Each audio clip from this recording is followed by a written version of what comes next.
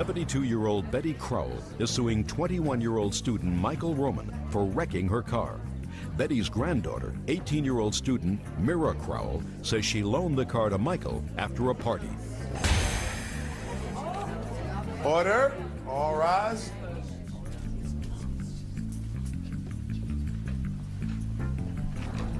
Yeah, this is case number 527 on the calendar in the matter of Crowell versus Roman. Parties have been sworn in, Judge. You may be seated. Folks have seats. Miss Crowell, I assume that this is your granddaughter. Yes. And you had a car. You let your granddaughter borrow your car. Yes. Your granddaughter allowed the defendant to drive the car. Right. The defendant was in an accident. Yes. Damaged your car. You want him to pay for it. Right? Right. You, step up here. What's your first name? Mira. All right, Mira, when did you borrow your grandmother's car? On January 11th. How long had you been driving? Since I've been 15 years old. Did you have a license when you were 15? I had a learner's permit. I've been driving with my parents. All right, now on the 11th of January, where did you meet Mr. Roman? At a friend's house. We met at a friend's house in the early afternoon. And then in the late afternoon, like around 4 or 5, he asked to borrow my car to run his own personal errands. Speak not until I get to you. Go ahead. To run his own personal errands.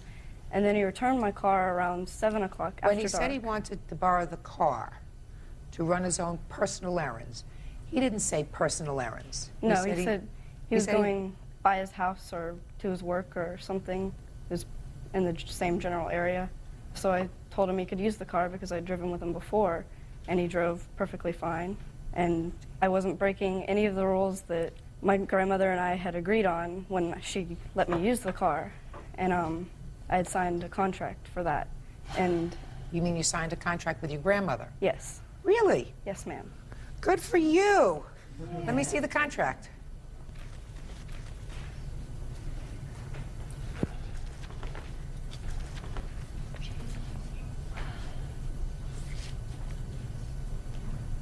Who prepared this agreement?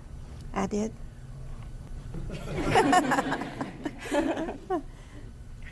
You crossed out number 1. Because I started growing my hair out. You had cut your hair very short? Mm-hmm. Like a crew cut? No, well, I cut it really short and... Long in front. Yeah, it was long in the front. Bird, I just want... Grandma's a tough cookie. I will not acquire any tattoos on my body. I will not allow any parts of my body to be pierced. Not use any drugs, not smoke anything, not consume any alcohol prior to age of 21, and never while driving the car, maintain the car in clean condition, will attend school, take driver's ed, will work or travel or attend school every summer, will drive defensively, cautiously, and will not allow anyone under the age of 21 to drive this car. You signed it. Yes, ma'am. That's great. Can I get a copy of this? You sure can. Thank you. Bird wants a copy. You don't mind, do you? Okay. In any event, how old are you? 21.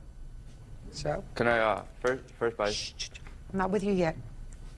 So when he came back after borrowing the car, what happened? He came inside and... How much later? A few hours. And he came inside and told me he had something to tell me. And I was like, you know, what? And he told me he wrecked my car, he'd been in an accident. And I thought he was joking because I just, I didn't believe it. And he brought me outside to show it to me. And then he proceeded to apologize to me for wrecking my car and told me that he would take care of it for me. He told me then that he hadn't filled out an accident or police report. And so I asked him if we could do that. And he said, no, we can't, because it was a hit and run and it wasn't my fault.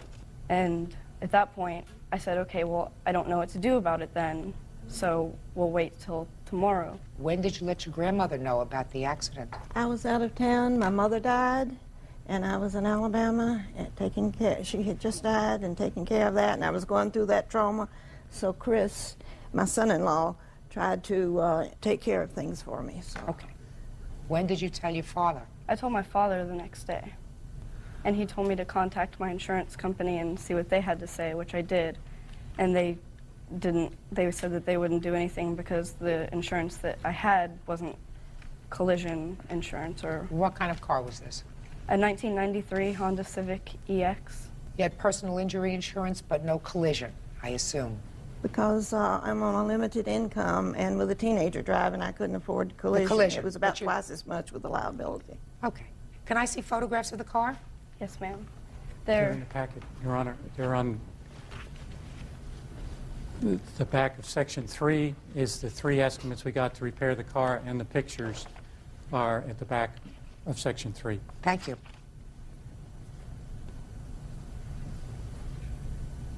Okay, you're up.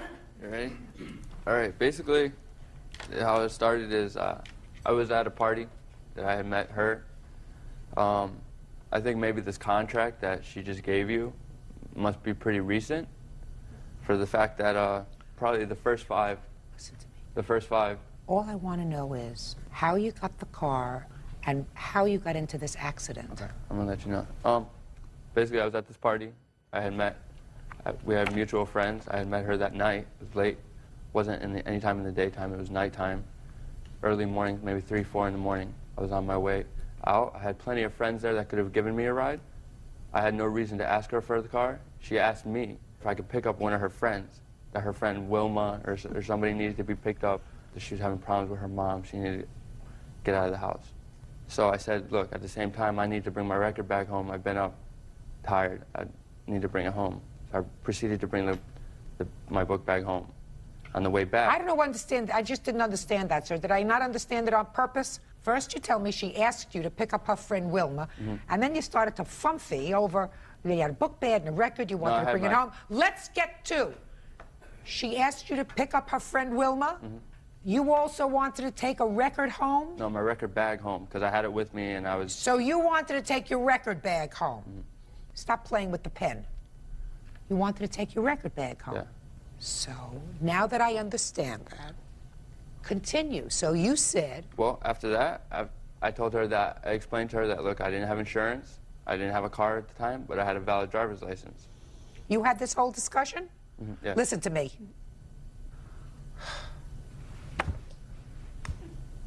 I want you to tell me everything that happened. Not everything that you believe should have happened, that you would have liked to have been said. Do you understand? Because I have had children who are teenagers, who are 19 and 20 and 21 years old. And if somebody asks you to take a friend home and you want to take your book bag home, you do not have a conversation about whether you have a valid driver's license or is there insurance on the car. Listen to me. No, listen to me. Now, you listen to me, because I'm smarter than you. You could live to be 200, you won't be as smart as I am. Do you understand that? Real cases, real people. Judge Judy. 18-year-old Mira Crowell says she loaned her grandmother's car to Michael Roman. Mira says Michael wrecked it and refuses to pay. Just tell me the truth. Simple, clean, and easy. You were going to go pick up her friend and also go to your house to bring home a book bag. Exactly. Right. But this wasn't on my choice. I didn't want to. From the beginning, once again, I did not want to bring her or even do her the favor of bringing Then you don't do it. Exactly. Then you... Exactly. Then you don't do it. Okay, exactly. But Good. she continued. But you got... I don't care whether you're going to tell me that she continued to beg you, plead you, whatever. Put the pen down. Stop scratching your ear. You don't get behind the wheel of a car if you didn't want to do it. You did want to do it, so you got behind the wheel of her car. Is that right? Did she, in fact, point a gun in your head and say, go get my friend? Yes or no? No. Did she take out a knife, threaten you in any way? No. Did she threaten to call the police if you didn't do her this favor? No. Did she threaten to tell your family that you had done something grotesque to her? No, ma'am. No. So you got her keys, and you got in the car. She gave me the keys. Yes, and she gave you the keys. Proceeded to go home to bring my record back home. So the first thing you did was go home, right? Right. So you took care of your chore first, right? Exactly. Good. When did you get into the accident? The reason, let me take one step back. The reason that... No, you listen to me. You took your book bag home. Mm-hmm. Did you take your book bag home before or after the accident? Before the accident. So you got home with your book bag and there was no accident. Yes, ma'am. And when you left your house, where was your next stop? To her friend's house. And how far away was that from your house? Maybe 3 miles. And how far did you get before you had the accident? Maybe 2 miles. Now tell me about the accident. I was coming down Highway 50, and that's a main highway, state road.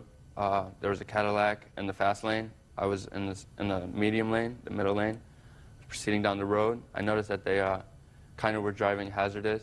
Whoever the person was driving just tapping their brake lights. They were kind of swerving. They proceeded to get in front of me, so I switched over lanes because I noticed, you know. You switched over to the fast lane? Yeah, I switched over to the fast lane to not be in back of them. They slammed on their brakes and turned this way, back into my lane. The bumper of the back bumper of her car touched the front bumper of the Civic, spun me off into there was a construction site going on at the time. There was temporary construction signs. Spun me off into a median. One of the temporary signs hit the windshield, spun me back off into the middle of the road, and I stopped the car, pulled it over, and as soon as I got out of the car, the other car kept going. So I proceeded to pull the car over into a parking lot because there's a mall right there. So I pulled it over, looked at the car, see if it was drivable. I realized that I wasn't too far from home. I was really nervous. I had previously explained to him that, you know, I didn't personally have insurance. I don't believe that. Okay, but... So let's get over that. I don't believe that you personally explained to her that you had no insurance. It's not consistent with human experience. That's a big part of my case. I mean... It may be a big part of your case. I don't believe it. But that... I don't believe it. Okay, so anyway, so basically after that had happened, I was nervous. I was kind of shook about the whole situation with the car. So I knew I was only maybe a mile and a half from the house where the party was going on still.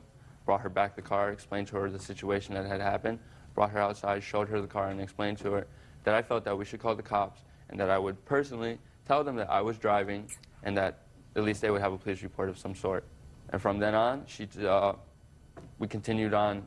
Nothing had happened. She never called the cops. 3 days later, we continued partying. We hung out. I continued to drive the car. She let me borrow the car the next day. Did you let him borrow the car the next day? Yes. And can I explain why? Sure. Because he had a pager, and he said that that was the only number he would give us, was his pager number. And he said that if he didn't get it paid for, that day I was going to get shut off. And I didn't want to I didn't want to lose contact with him. And the car was I wasn't going to drive it wrecked, like, all the way. Baloney. That's a fib.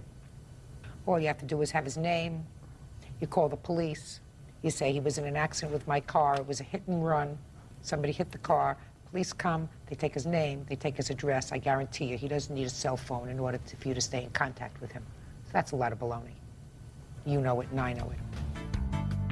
What do you want to say? You want to say something in defense of that? In defense of me, if I could. In defense of that baloney that she let him drive the car again after he wrecked it? No. Of course not. You don't want to do that. I don't want to do that. Right. There is no defense for that, right? I agree. Good.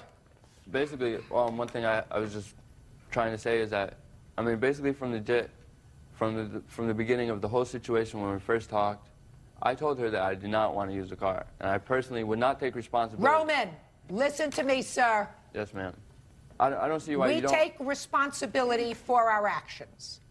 When somebody coerces you, threatens you with physical harm, sometimes people have to do things that they would ordinarily not do. Mm-hmm. If what you want me to believe is you were coerced into using this car because this young woman begged you, pleaded with you, wouldn't take no for an answer, and if you want me to accept that as an excuse, I will not. No, that's not what I'm saying. If you let me finish, you'll hear what I'm saying. I personally just did not, regardless if it's my friend, if it was her, if it's any friend, if I do not have insurance, which I do not, and at the time I was going through problems with my car and my insurance and payments on that, I let her know. You see what I'm saying? That I did not have, no, just let me finish. You said it before, and I'm telling you, you're a liar. At 4 o'clock in the morning, when you said this happened, you don't have a conversation with her and say to her, I'm going to take your car, and I'm going to first drop off my book bag at my house. Then I'll go pick up your friend. But by the way, I'm having trouble with my car and my own insurance, so therefore I don't have insurance. I hope you have insurance. Does that sound right to you as the parent of teenagers? It's inconsistent with Bird's and my experience as a parent. You're still not understanding what I'm saying. Oh, I'm understanding you. Not. Oh, believe me. I'm understanding. You know what I'm understanding? Shh. You know what I'm understanding? You had an accident, and you got to pay for the car. You were driving, your fault. But you were driving, your fault, because if a Cadillac is in front of me swerving, what you do is you very slowly put on the brake. You slow down to about 20 miles an hour and you let the Cadillac get really far in front of you because it's 4 o'clock in the morning. They probably had a whole bunch to drink and you want to stay as far away from them as possible. That's what you do when you're an adult and when you are driving defensively. However, when you're a 21-year-old idiot, right, then you get right on the behind of the Cadillac. You move around, they change lanes, you change lanes, and all of a sudden you get into an accident. Not on purpose. You didn't mean to destroy her car, but you destroyed her car. She doesn't have collision insurance. She has liability insurance, which means that if you had killed somebody, that insurance would have had to have been responsible. But because you just wrecked the car, who was supposed to be responsible? Mrs. Cromwell, who was taking care of funeral arrangements? Her granddaughter, who was at the house, was nowhere near this accident? Or you, who had just taken care of your own chore, dropping off your own bag in your own house at 4 o'clock in the morning? Who do you think should be responsible? Or Bird, who was home in his house sleeping at 4 o'clock in the morning? You think about that, not you. First, I'm telling you, I did not take responsibility for the car from the beginning. I told her that before I left. I didn't need you can laugh about it. Let me ask you a question, sir. It might be funny, but I mean it's not. No, really. it's not. You're not funny. I want to tell you something. You're not funny. How many times has your license been suspended? Once. How did I know that? How'd you know that? Yeah, how did I know that? Probably because they looked up my license and brought you papers and. Huh? Did that, Shamil? Really? I mean, Just a second. Just a second. Is that what you think? Hmm? You think that they looked up your record and they brought me papers? Well, I'm sure, possibly. I mean, No, I'm telling you, sir, that's not how I know that your driver's license had been suspended at age 21. Then you tell At me. least once. You let me know. How did I know? I don't. Because I'm smart. That's it. You want to know something? Even Bird knew your license had been suspended at least once. You want to know why? Why is that? Because he's smart. The only one who just don't get it is you. When you destroy somebody's property, you have to pay for it. Judgment for the plaintiff in the amount of $4,012.93. That's all. Parties are excused. You may step out. 26-year-old student Eileen Valerio is suing her former live-in boyfriend, 25-year-old sales rep Roger Hall, for his portion of an apartment lease and other bills. Roger is countersuing for the return of his belongings and for a permanent scar on his face. Order. All rise.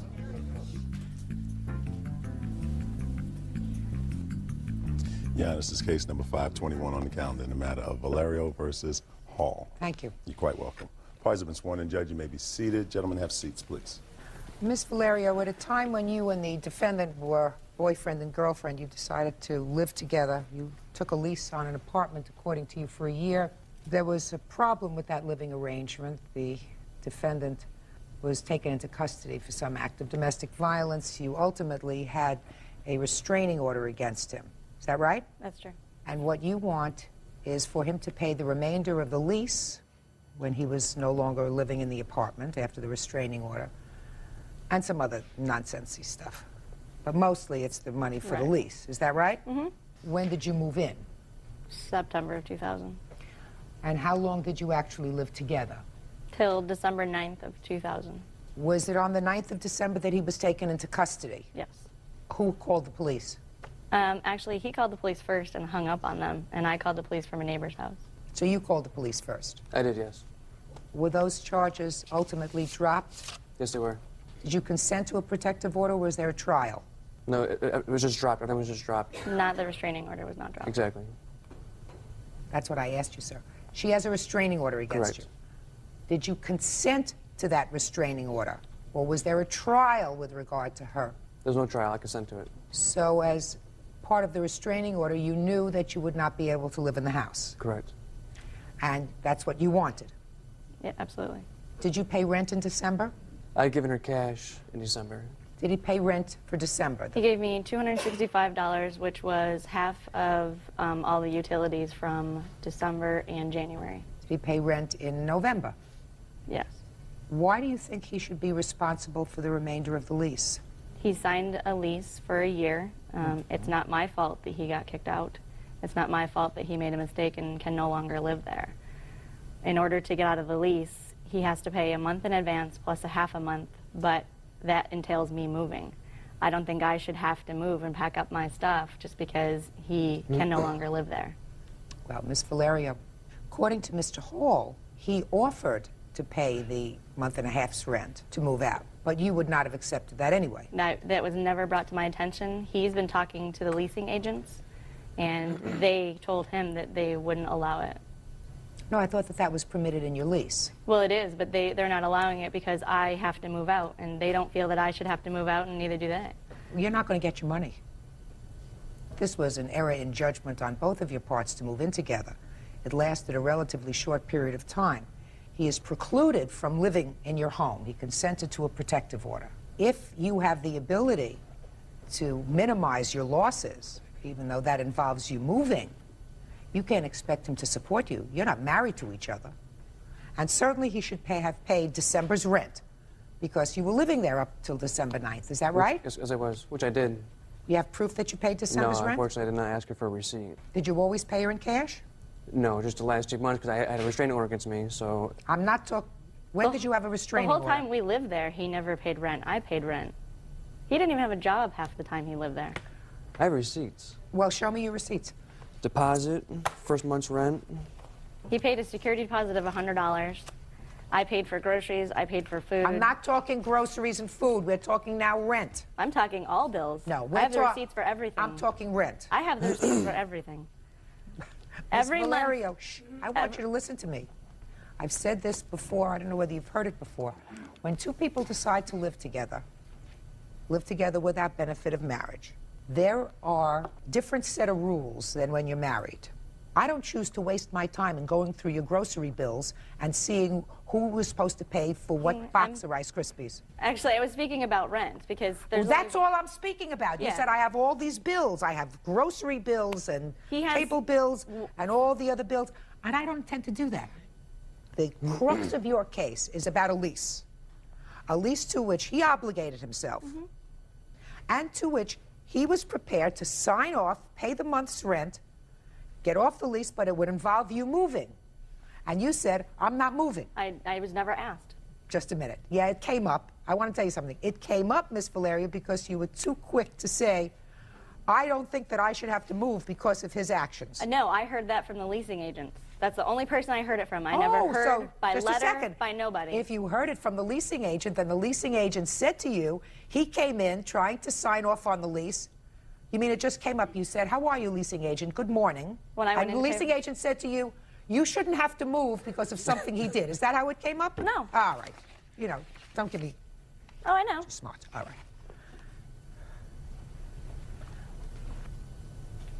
I see September. What about October, sir? October, November, they were all Look- paid. Show me. You have checks here. I don't have the checks for October, November. Why not? Didn't pay them. I did pay them. Shh. Don't talk to her. All right. The checks that I wrote out, I don't get actually copies back. Those checks there you see are from a relative of mine that wrote them out for me at the time because I had no checking account. So their bank sends back their checks. The bank that I currently use does not send back my checks. Fine. Just show me a statement. Again, I don't have that. Well, where'd you think you were coming today? To a dance? If you don't have the checks, then you have a bank statement. The bank statement shows what checks were I paid. don't have it. Rent was paid on time every month. Well, but the question is, did you pay your part of the rent? She says you paid some, but not all. Well, we were roommates, so of course I did. He didn't have a job. Let me see your checks for October, November, and December. There's, You don't want this, do you? What is that? yeah, ledger. it's my checking account that shows. It's a ledger. I don't want your ledger. I want bank statement. You have a bank statement? Do you get your checks back? No, but in the actual ledger, It tells that I pay Coachman Crossing. I mean, when you sign your check, there's like a backing All right, to let it me that see. copies it. She's very organized, so. You actually don't get a receipt from them. I'm not talking about a receipt, madam. I'm talking about a bank statement. I didn't bring bank statements because when you sign a check, it has a carbon copy. So I could actually show you my checking account, but those are copies of it. Let me explain something to you. When you write out a check, there's a carbon underneath. Exactly. You can write out a check, rip it up into little teeny, teeny, teeny pieces, and throw it in the garbage. And guess what you still have? The carbon. Right? I do have the carbon, but Just I a don't have it second. with me. Hello? Didn't you understand what I just said? Real cases, real people. Judge Judy. Eileen Valerio says former live-in boyfriend Roger Hall owes her for breaking an apartment lease and the money she paid for car insurance. Roger says Eileen won't return his stereo equipment. So you don't have your checks for October, November, and December either? They should be all there. But This is not here, madam. This is your ledger.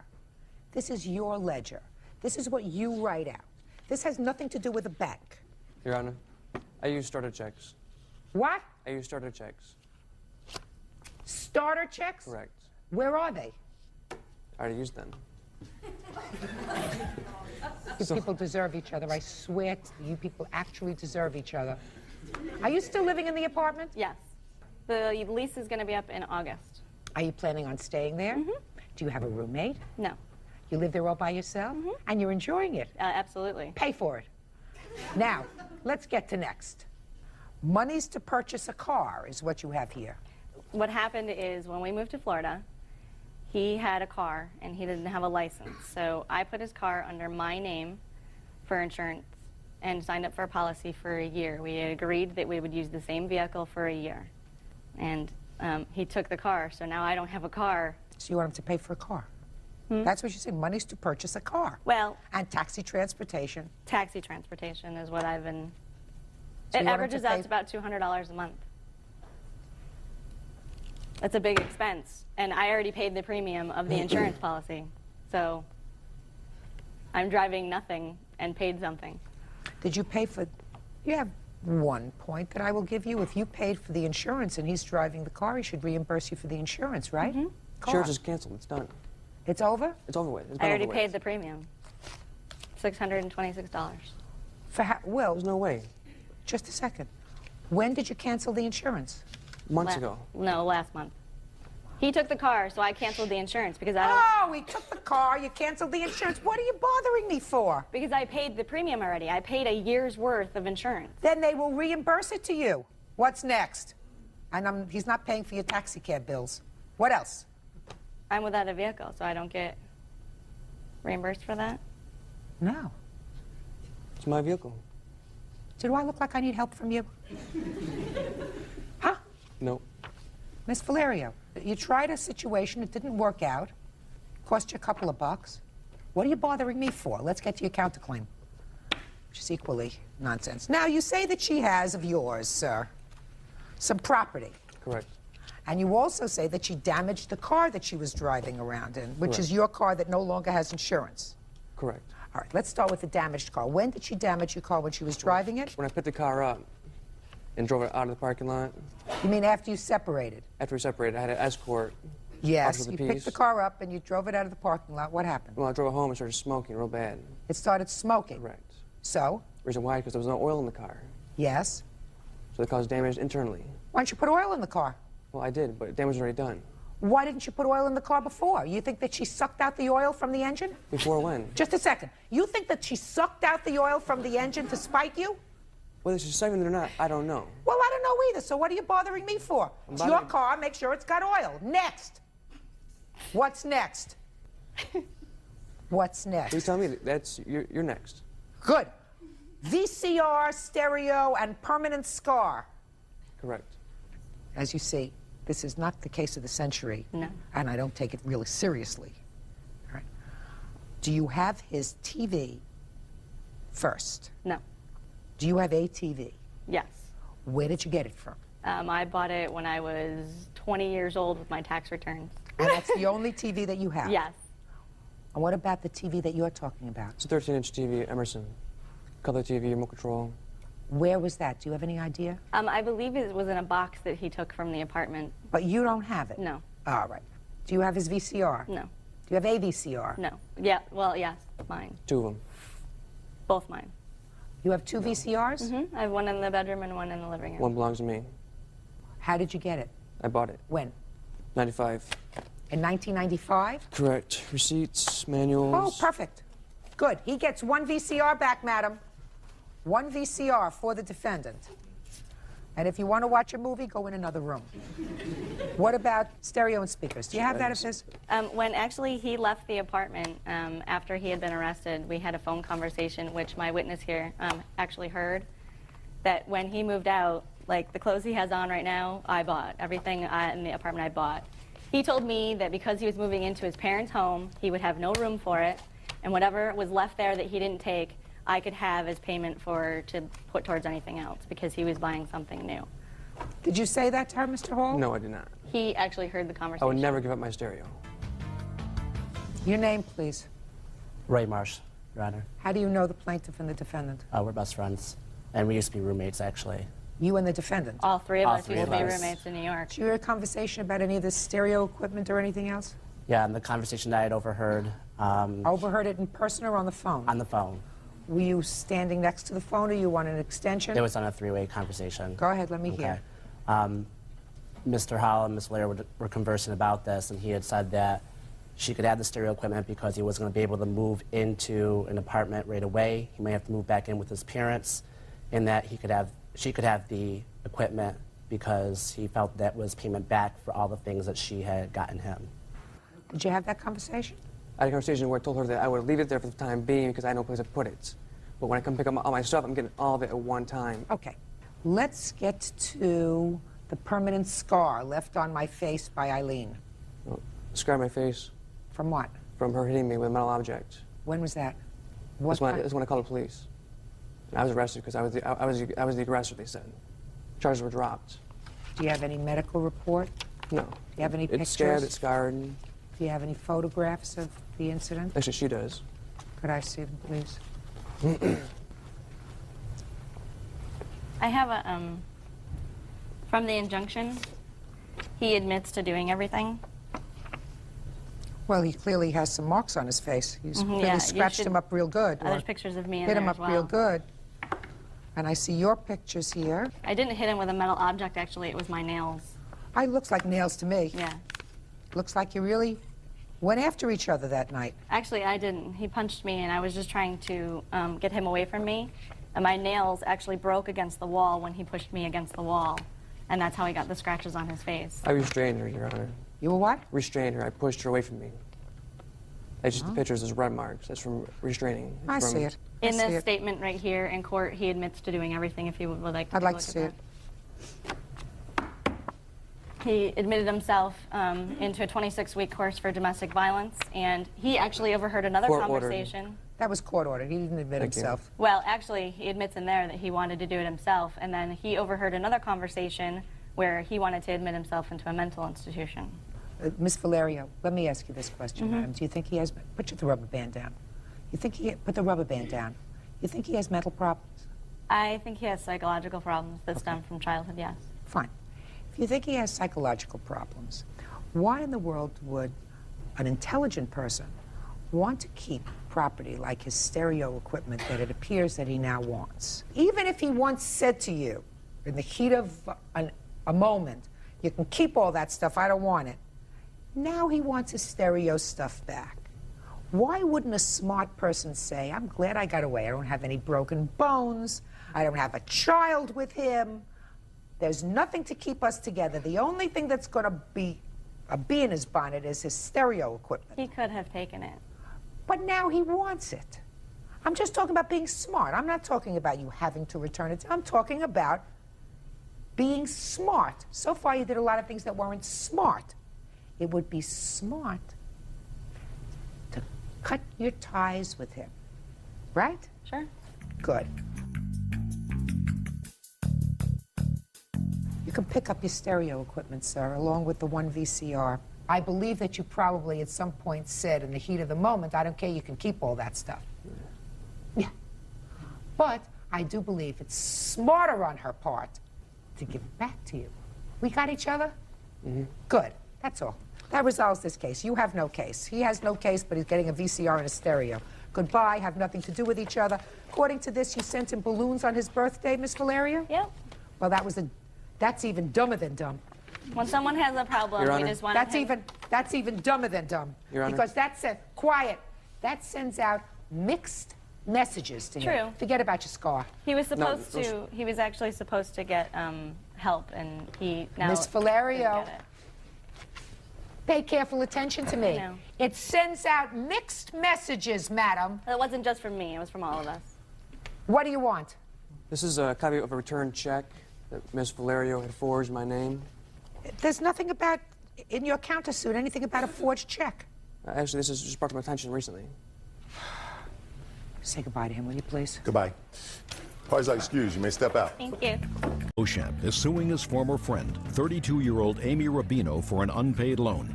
Amy says the money wasn't a loan until she turned down his proposal for marriage. She is countersuing for harassment. Order. All rise.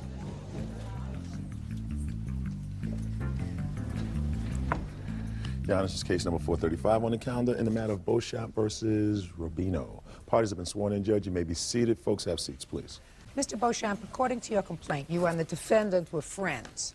And beginning sometime in 1999, you started to make a series of small loans to the defendant. In total, you say $500. Friendship terminated, and you want your money. Yes, ma'am. The defendant says that no time did she borrow $500 from you. She said that she only borrowed $200, but because of the stress that you put her through, she doesn't owe you anything and is counterclaiming for that stress in the amount of $500. What kind of loans, Mr. Beauchamp? I loaned Miss Rubino a total of $500 from October through December of 1999. The first time she asked me to borrow $100 for her dog. I guess he needed some care or something, so I did loan her the $100. On the second occasion, she had a bed on layaway at a furniture store, and she was about $100 short for that. I did offer to loan her the money for that. And she had wrote a series of bad checks at a bar in Omaha, and she needed to borrow some money to cover those checks, and I did loan that to her. How much? The total came to about $500. No.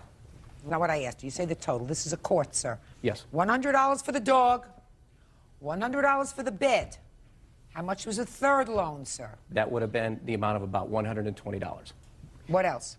And then the next loan, the final loan would have been to, again, cover checks in her checking account. And That's that total, not true. Just a minute. And that came to a total of about $500. Mr. Beauchamp, so far you haven't established to my satisfaction that you loaned her any money. Because when somebody comes to court, they have dates. They say, on such and such a date, I made a loan in the amount of $100. 2 days later, a week later, I made a loan of another $100. Then you don't tell me it was about $120. And after that, well, all of them totaled $500. You have no clue. You should keep a record of when you lend somebody money. I do have a letter in my possession that she had sent to me Then let me see in it, November. sir. Okay. Maybe that will help me. It's a letter written by Miss Rubino.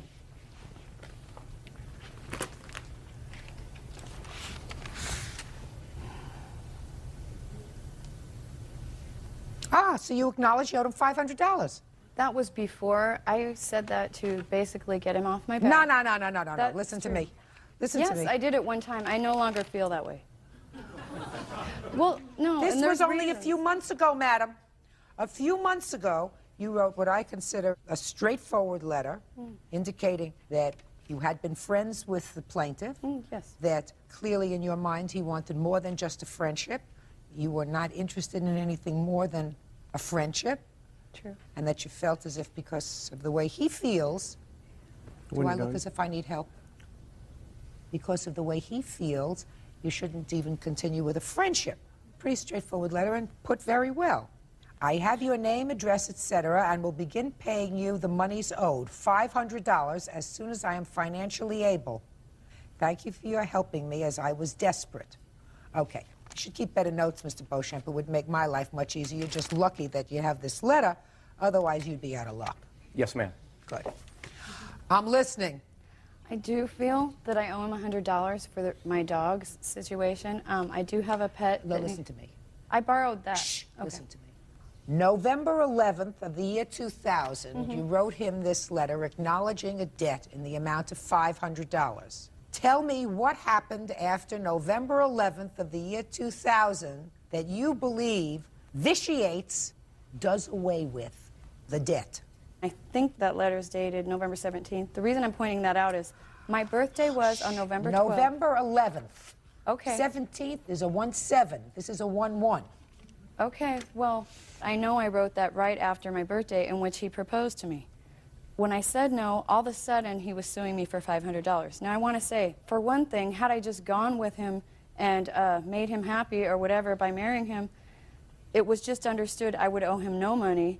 You know, we'd be the best of friends and there would be no problems. I won't go all into it, but he kind of thinks everything revolves around money, every emotion, everything. And I cannot be Right bought. now, that's what it's all about, madam. I'm not here thinking about your emotions. I know. I'm not a psychologist, psychiatrist, therapist, counselor, or anything else. Okay. I'm here talking about money. Okay. On the 11th of November of the Yes. year 2000, you acknowledged a debt to him in the amount of $500. I want you to explain to me, after November 11th, did you pay him? Did you pay him back? No. Did you have a conversation with him where he said, I am forgiving the loan? Okay, the $100 loan? The $500 loan? No. So now you tell me why you don't owe him the money. I do not any longer feel like I owe him any money because he has stalked me, showed up at family functions and sang love songs to me when I never even invited him. He has embarrassed me, told lies, very personal lies to my sister, to my family, that have been humiliating. We always were just friends, but because he wanted it to be more, he kind of painted this picture to everyone around us. When did you realize he wanted it to be more? Oh, about 3 or 4 months into the relationship. I wasn't sure, but after I kept reiterating that we were just friends, about 3 or 4 months, I kind of thought, well, there might not be any talking him into just being friends. After that, did you take any money from him? After that, Yeah. no, I didn't take any money from him, but we would go out to shopping Just a malls. second. We would go out. Okay. Just a second. When did you first meet her? I first met her in April of 1999. And these loans didn't begin until October of 1999. Yes, ma'am, that is correct. So if you say that you knew within the first 3 months, you I wasn't started positive. taking money All right. well after you knew that he cared for you in a different way than you cared for him. I wasn't positive, Your Honor. I just had a gut feeling that there was no talking him out of just being friends, and he wanted more out of the friendship. I wasn't Then positive. you should have written but this letter a long time ago and not compounded your foolishness by taking money from him. Bird, look at the second hand on your watch. The defendant has 30 seconds to tell me about her counterclaim. I do honestly believe that because on the basis of 2 factors that I do not owe Mr. Beauchamp. I'm talking about your counterclaim, madam, and you're wasting time. Okay. The reason is because I encouraged my dad to hire him for at least $1,200 of projects. My dad would ask me- Counterclaim. Well, this is the $500. This is relating to. He's going to get the $500, madam. Now I'm talking about your counterclaim. Okay. You have a counterclaim for harassment. Okay. Mental anguish. Your Honor, may I speak? No, wait, I didn't this ask you a is- question. Sit down. Judge, 30 seconds is up. Maybe she well- didn't understand. Okay. So we'll I give her didn't another understand, 30 I'm sorry. seconds. Counterclaim. Okay. Stress. The emotional distress Yeah. was basically him harassing me, stalking me, lying about us having a personal relationship, an intimate relationship when we never did, and You don't get paid the for mental that. distress. You don't I get went paid to a for that. psychiatrist over it. Maybe if you had terminated your friendship with him when you first had a clue, madam, that he was becoming more emotionally involved with you than you were with him, then you wouldn't be seeing a psychiatrist right now. So I'm dismissing your counterclaim. On your claim, sir, I find that she has acknowledged the debt. She has not paid the debt. You have not forgiven the debt. You are entitled to your money. Judgment for the plaintiff in the amount of $500. That's all. Parties are excused. You may step out. What's he going to be, Mr. Beauchamp or Mr. Beauchump? I don't have great animosity towards him as long as he stays at least 200 feet away from me at all times. Honestly, I have no hard feelings towards her at all, and I promise I'll stay with her. And now the next case. All parties on Harrelson versus Stracker. Step forward, please. 59-year-old corporate president Seth Harrelson is suing 53-year-old Shirley Stracker and her husband William. Seth says the Strackers' 17-year-old son Jonathan wrecked his daughter's car. All right, Mr. Harrelson, this is your daughter, I assume? Yes, Your Honor. She's 16? Yes, she is. And you purchased a car for her? We actually leased the car for her. We put the down payment for her, and she makes the payments. And according to your complaint, there came a time when your daughter was out with her new car. You can stand up here with your father. And the defendant's son was there, and he asked if he could drive the car, right? Correct. And you said okay. After asking him if he had a license. You asked him if he had a license. He said yes. Yes, Your Honor. And you let him drive the car. Yes, Your Honor. He had an accident, and you want the defendants to pay for all of the unreimbursed expenses that your insurance didn't cover. Mr. and Mrs. Stracker say they didn't have the confidence in their son to let him take driver's ed, to let him have a driver's license. They told him they did not want him to drive yet, and that they should not be held responsible because your daughter let him drive the car. It's a very interesting scenario. Why don't you stand up, sir? Did you and your dad ever have a conversation about letting any of your friends drive your car? I believe so. Of course you did. I mean, that sounds normal, That right? car was for her use only. Right. So why did you let him drive the car? Because at the time I was tired and my boyfriend was going to drive the car, but he asked and offered if he could drive, and so I agreed. Well, did you have your father's permission to let your boyfriend drive the car? No. I assume that your boyfriend has driven the car before, Yes. without your parents' permission. Yes. You didn't know that anybody else was driving this car, I assume. Wasn't aware of it. I'm sure. I've had kids of my own who were 16, who I had this discussion with 5 times over. But we know nothing until after it happens, and then we get smarter. Right. Tell me about the accident. We were coming down the street, and upon making a right turn, he stopped in the middle of the lane because he almost missed the street he was supposed to turn right on. And he went to make the right turn, but he made it too late. He pulled into the opposing traffic lane. An oncoming car was coming. He jerked the wheel to the right. He hit off of a curb. The impact from the curb sent us all the way across the other side of the street onto another curb, a lawn, and into a bush, which stopped us from hitting the fence. What happened when your father found out that he was driving the car? He was angry. I was grounded for a while. Now, when did your son turn 16? July 16th. Did he ask you to take driver's ed and all that other stuff that kids ask you to take? Well, I don't recall if he asked me, but I had planned on letting him take it later on, you know, but not now. Why?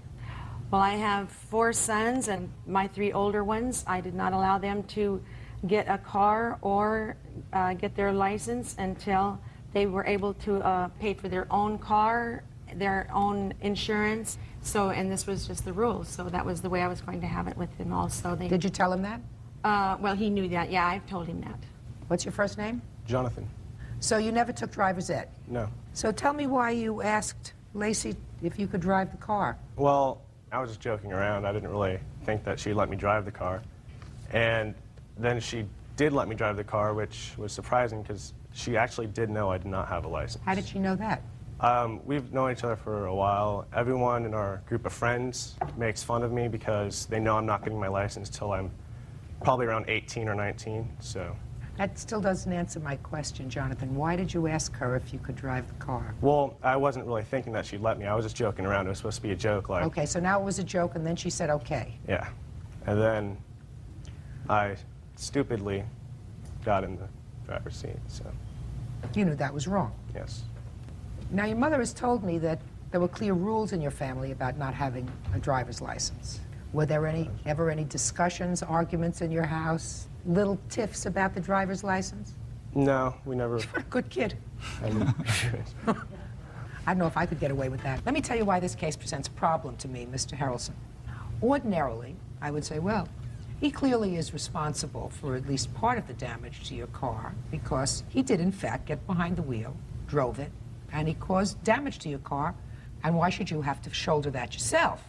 The issue that's presented is, should his parents, who have done everything that they can to ensure that he not drive a car, they've made it clear to him that until he is responsible enough, he does not have their permission to do it, and they've acted on what they said.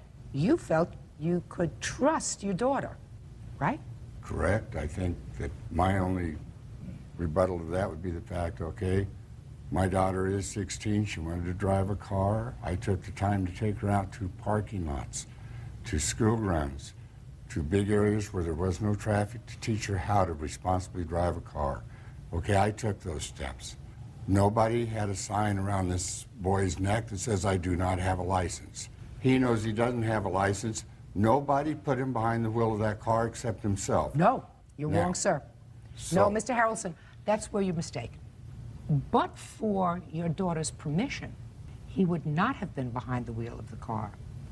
And while you may have given her driving lessons and taught her how to drive responsibly, she still lacked the judgment and the maturity to be able to say to Jonathan, sorry, Jonathan, you can't drive my car whether you have a license or not because I've made a promise to my parents.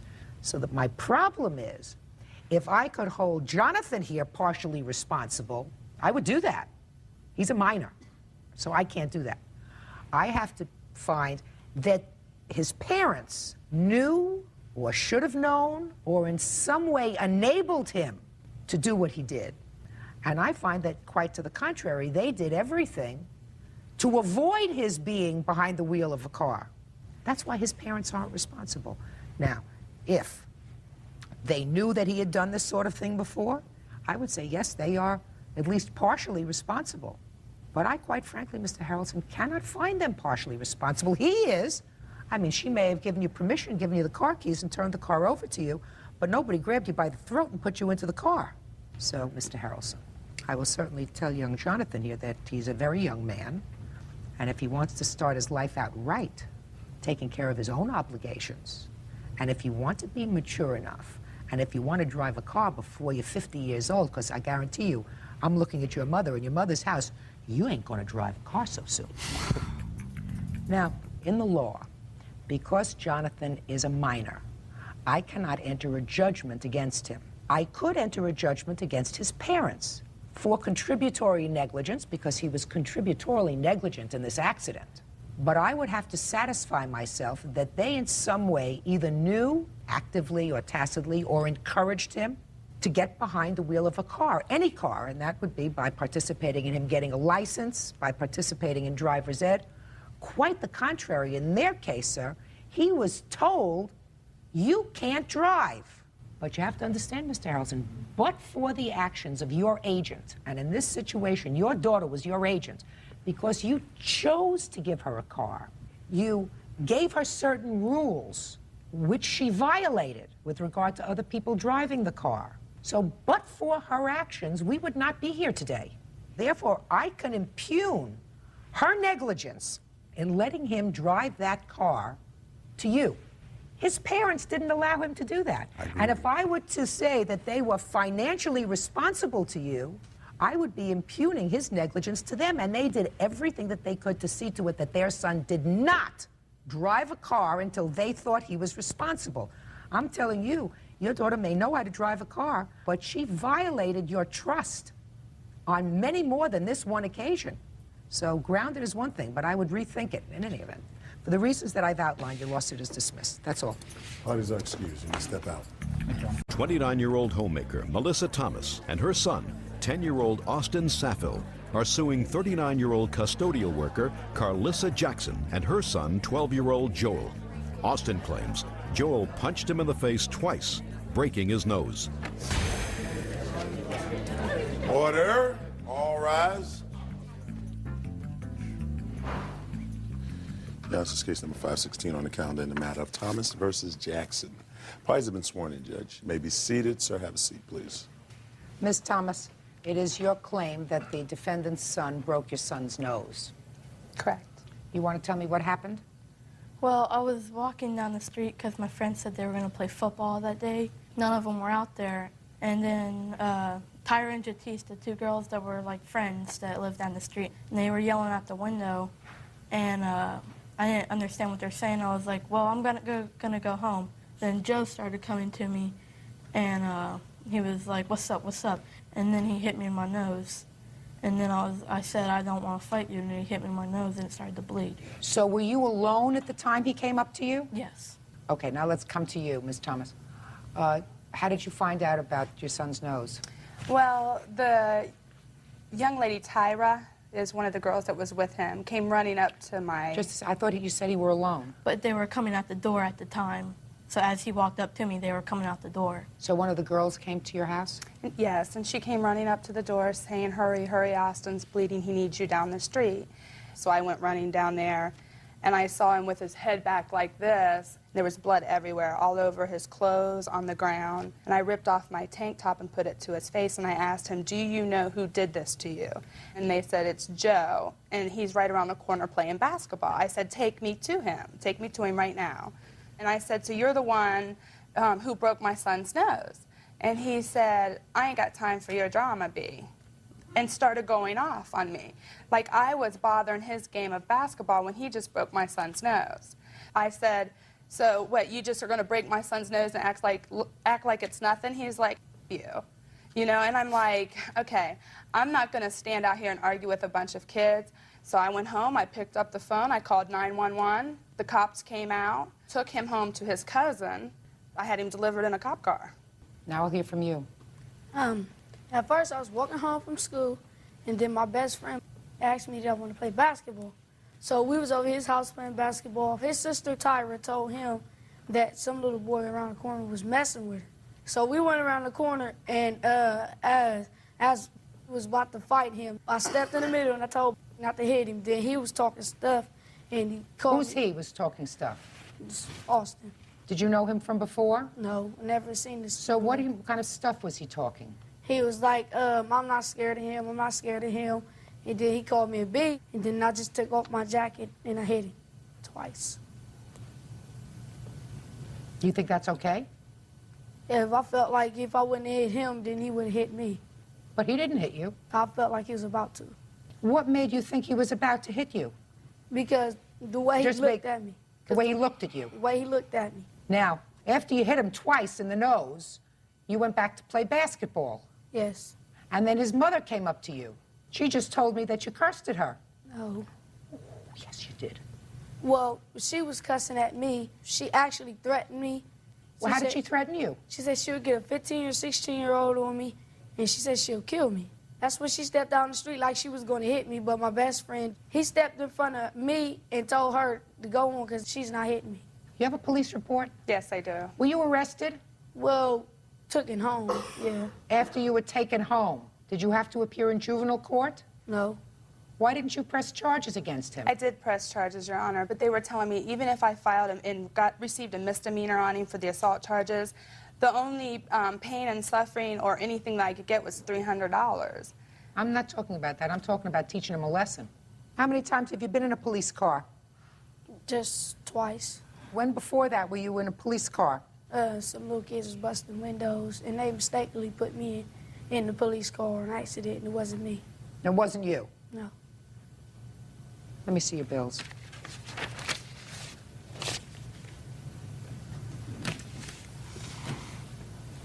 Your Honor, can I say something? Yes. You know, and also when Austin after he had broke his nose, he told my son, he said to everybody in the neighborhood, he kept saying, well, that's what the white boy gets. That's what the white boy gets, you know. And my son, granted, he is light-skinned, but I don't care what shade you are, you know what I mean? This isn't about what color you are. It's about violating my child. Absolutely right. So that was another thing, because they think he's a white boy, and he's not just a white boy. No, he's a boy. Right, exactly. He's a boy. What? I don't feel like it's a racial thing here because my son is not racist, not at all. He may not be, but he certainly has a little bit of a violent tendency. I mean, that's all kids is like that when you're No, all kids aren't like this that. he was all kids aren't he like was that. cursing too. Cursing So- is one thing. Listen to me. Your son went up to him, came around the corner, came up to him, and hit him in the face because he didn't like the way he looked at him, according to him. No. He looked as if he might be going to hit him, so he hit him first, twice. But he went looking for He came around the corner, and before he even found out what was going on, I mean, I read his answer. His answer was he was protecting some little girl that he thought he was teasing. He was in a confrontation with another friend. That's a lot of baloney. He came around the corner, and he hit him twice. And he's responsible. He's responsible for his broken nose. He's responsible for all the medical bills, and he's responsible for pain and suffering. He's responsible for that. I understand that. What? You want to say something, sir? Yes. Your Honor, when I received the phone call from my wife that the incident had taken place, I rushed home. During the time that my wife was filing a report, she had noticed that two of the young men that were at the scene were walking by snickering. And so I asked him to come here, and I asked him, I said, you know what, I want to know which one of you two were the one calling my wife out of her name. And they began to tell me that Joe is one of the kids in the neighborhood that he thinks he has to go for bad or whatnot. He has to prove something to himself. And that the girls that he accuses my son of making fun of, we have written testimonies from the young ladies. They warned Austin to run because they knew that Joe was going to go up to him and fight him for no reason at all. I asked the police officer to make sure his mother calls us. She wanted to know what happened, and she explained to me that, you know, it doesn't surprise her that her son, you know, might have did this, but she wanted to hear both. She wanted to hear both sides of the story. She is well aware that Joe is one way with her and another way out in the neighborhood, and she can't understand why he acts that way because her other children, her other young boys, don't act that way. Real cases, real people. Judge Judy. 10-year-old Austin Saffel says neighbor 12-year-old Joel Jackson punched him in the face and broke his nose. Joel says he thought Austin was going to hit him first. Go ahead. Your Honor, I spoke to her one time as Austin's mother. She informed me that she wants to hurry up and get the court situation over with. And I just hung up on her. I flat out hung up on her. You know, how are you going to call me and tell me that we need to hurry up and get this over with? Well, so would I, but I have to go to an ENT for my son's nose.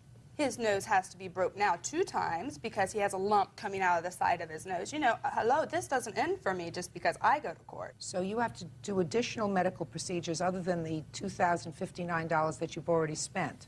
Yes, it's $85 just for us to show our face into the ENT clinic. Could you step up, please? I want to take a look at your nose.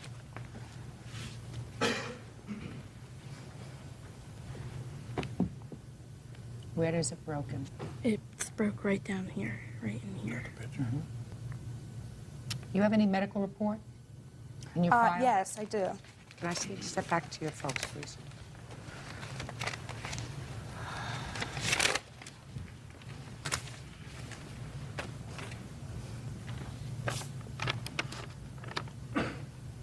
Do you have any other report with regard to the procedure for re-breaking his nose and resetting it? I asked them what it will cost for Austin's nose. They said every nose varies. Some noses run $1,000, some runs $500. They just don't know until they see it. Well, right now you have about $2,100 in out-of-pocket expenses just for his medical visits. Yes, and I have no insurance because my husband got a better paying job, and his insurance doesn't even kick in for 90 days. So this is, every time I've went, it's self-pay, self-pay. I mean, we work for a living. Yes, we do. Well, I'm glad that you're working. I agree with that. I'm glad that you're working. Mm-hmm. She's not going to have any of these expenses out of pocket. Mm-hmm. You had no right to hit him. Don't look up at the sky. You're just very, very lucky that they didn't pursue this matter in juvenile court because they probably wouldn't have put you away, but you would have had a record. How old are you? 12. 12. So you would have had a record at age 12. That's not very smart. How many brothers do you have? 2.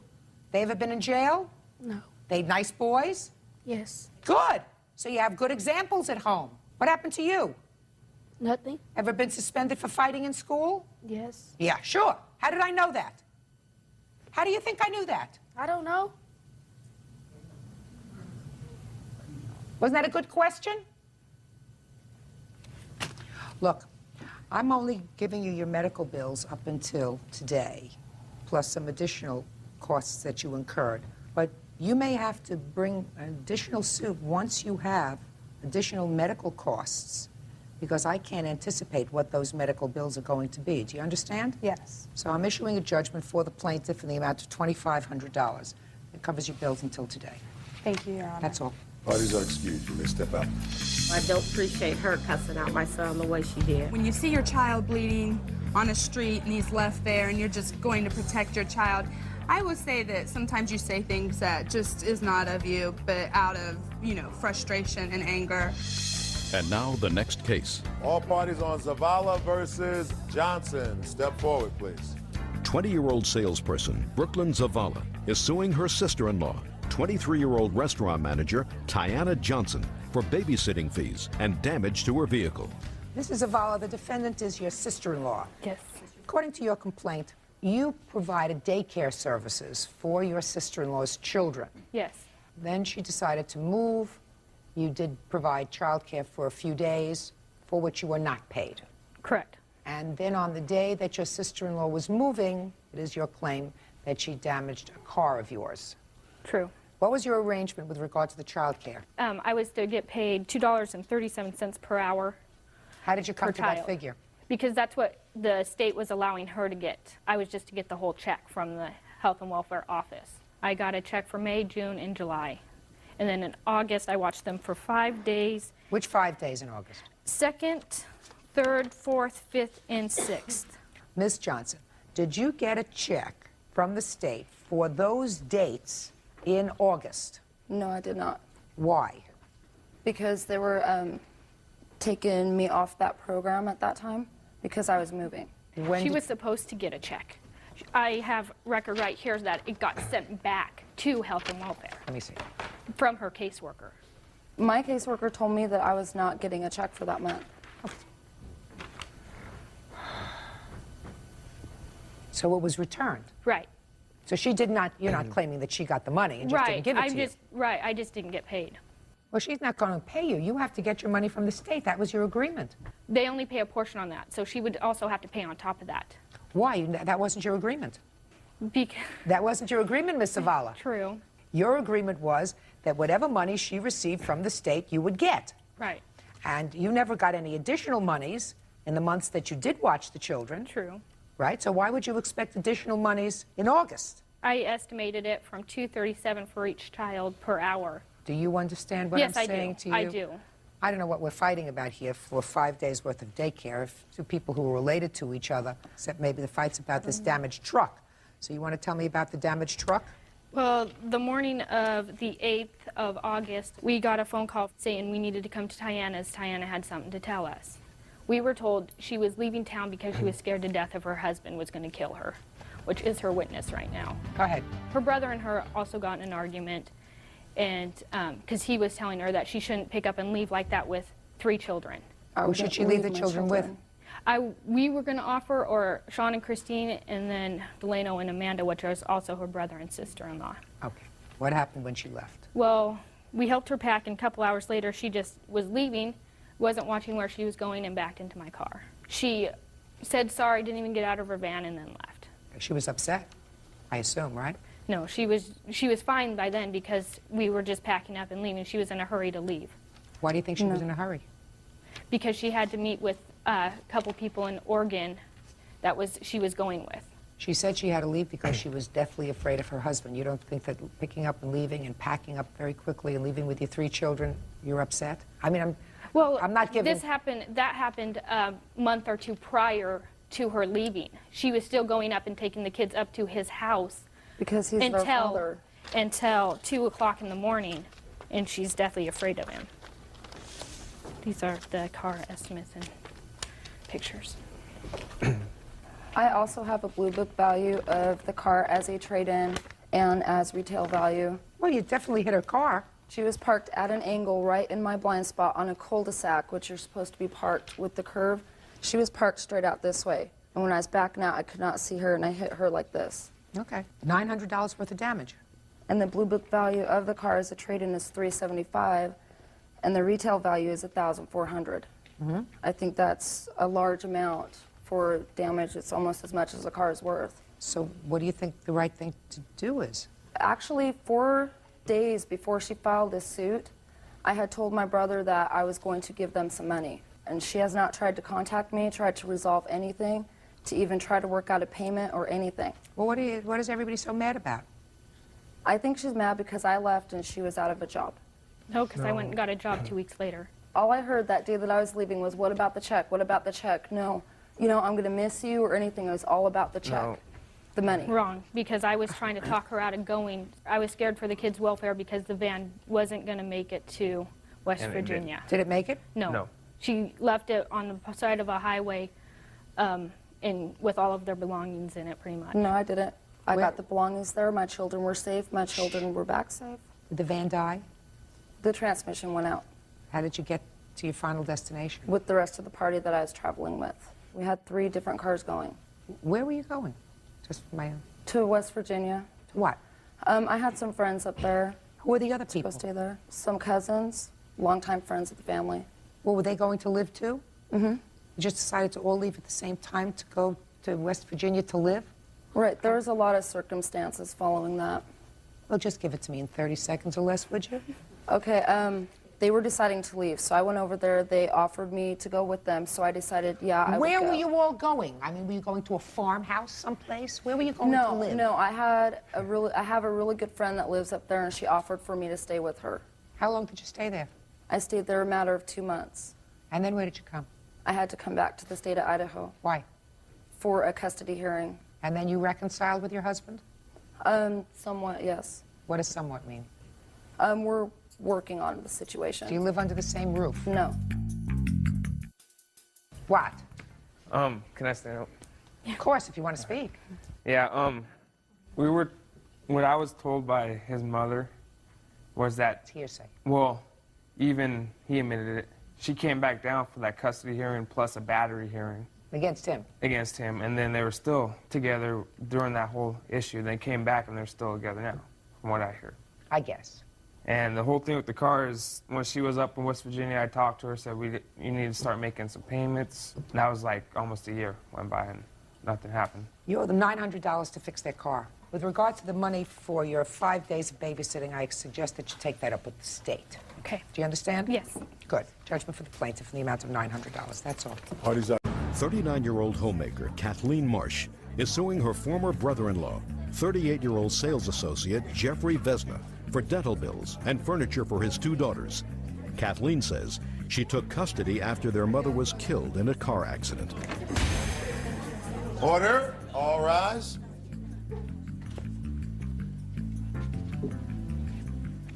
Your Honor, this is case number 492 on the calendar in the matter of Marsh versus Visna. Parties have been sworn in, Judge. You may be seated. Ladies, have seats, please. Tell me your name. Kim?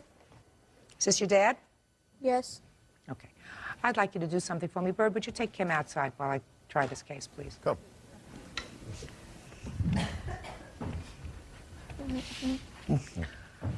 Miss Marsh, the defendant had been married to your sister. Correct. And they were divorced for a long time.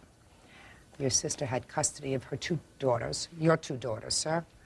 And I gather you hadn't had much of a relationship with the 2 girls over the years. Is that right? That's right. Your sister had remarried. Correct. But tragically, she and her husband were killed in an automobile accident, and you took custody of your 2 nieces. Yes, I did. When was your sister killed? June 19th of 2000. Were they in a collision with another car? No, the stepfather was driving Tracy. He was driving, and he had a seizure, and... Okay. I gather, Mr. Vizina, Yes, ma'am. that because you hadn't had a serious relationship with your girls, you had no problem with the 2 girls going to live with their aunt. Is that right? No, Your Honor. I did make that decision because I hadn't been the best father, and they don't know their father very well. And a lot of the reason I made that decision, it would not be fair to them considering the circumstances. They just lost their mother and their stepfather, that they should go with a stranger. And I thought it'd be in their best interest to stay with their aunt, where they're more comfortable. That way I could reestablish a relationship in that direction. Do you have other children, sir? Yes, ma'am. How many other children? I've got 1 boy that was just born in October. And that's your only other child? Mm-hmm. Yes. What your lawsuit seeks, Miss Marsh, is money. You say that you had to buy bedroom furniture for the children. Yes. And you want him to pay for the bedroom furniture that you purchased, and also braces for both girls. Yes, at least help with these expenses. He has a defense with regard to the furniture because he says he wasn't consulted. With regard to the braces, I'm going to get to that in a minute. Did your sister have a home? She lived with her mother-in-law. And I assume that the girls had furniture there. They had a waterbed frame that was about 30 years old with a mattress thrown in. That's what they had for bedroom furniture. I assume you went to court with regard to the issue of custody, and you were awarded legal custody of the girls? Yes, I was awarded legal custody. I didn't have to go to court. He defaulted. But you went to court. You have a court order giving you custody. Oh, yes, yes. Was there a support order entered as well for the two girls? Yes, there is. Is he currently paying that support order? No. What is the order? $1,026 a month. And when was that support order made? December 1st is when it was to be start being paid. Have you paid that money? Your Honor, I was never informed of any court order, and as far as the legal custody goes, nothing has ever gone to court.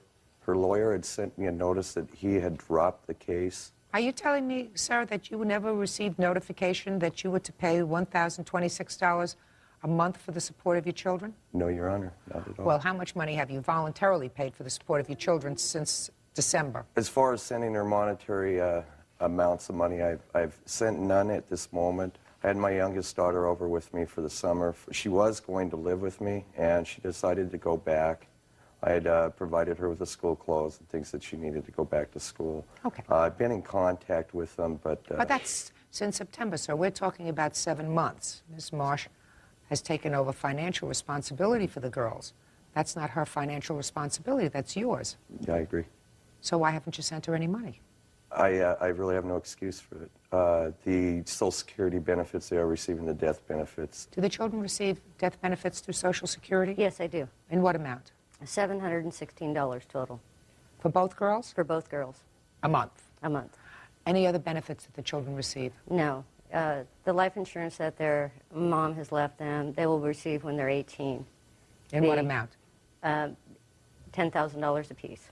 And then the auto insurance monies, they will receive at the age of 25, 30, and 35. And how much was that? I don't know what it's going to be after it's accumulated interest through the annuities, but it was $50,000 less 25% for the attorneys. For each of the children? Total. Okay. Mr. Vizina, $716 a month does not take care of two girls.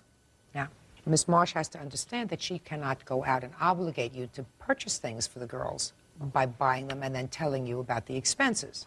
But I have a problem, and I want you to tell me, with regard to what I consider necessaries for the children, which are orthodontic braces, why you feel as if you are not responsible for that. Right now, my youngest daughter, she doesn't have all her permanent teeth in yet. She's 13 years old. She's 13. When she was with us last September or August, can't remember exactly which month, but she had already lost a tooth there. She doesn't have all her permanent teeth in, and want to get them mature enough to get all the permanent teeth in before spend money on the braces in order to... So Where did you go to dental school? Where did you go to dental school? I never did. It just wouldn't make any sense, Your Honor, if she's losing teeth when she's got braces on there if all her permanent teeth aren't in yet. Everybody puts braces on before they're 13. My father was a dentist. That's just my guess, Your Honor. You guessed wrong. Can I see the report from the dentist? Yes. Thank you. Miss Marsh, do you have other children? Yes, I have two girls. About two the same teenage age? girls. I've got one 19 and one 16. Oh. They get along? Sometimes. Yeah. This is just for Kim. Right. I can't afford to take both of them. I just can't afford it. Do you have a report with regard to the need for the other child to have braces? No. Do you have the court order for $1,026 a month? Yes, I do. May I see it, please?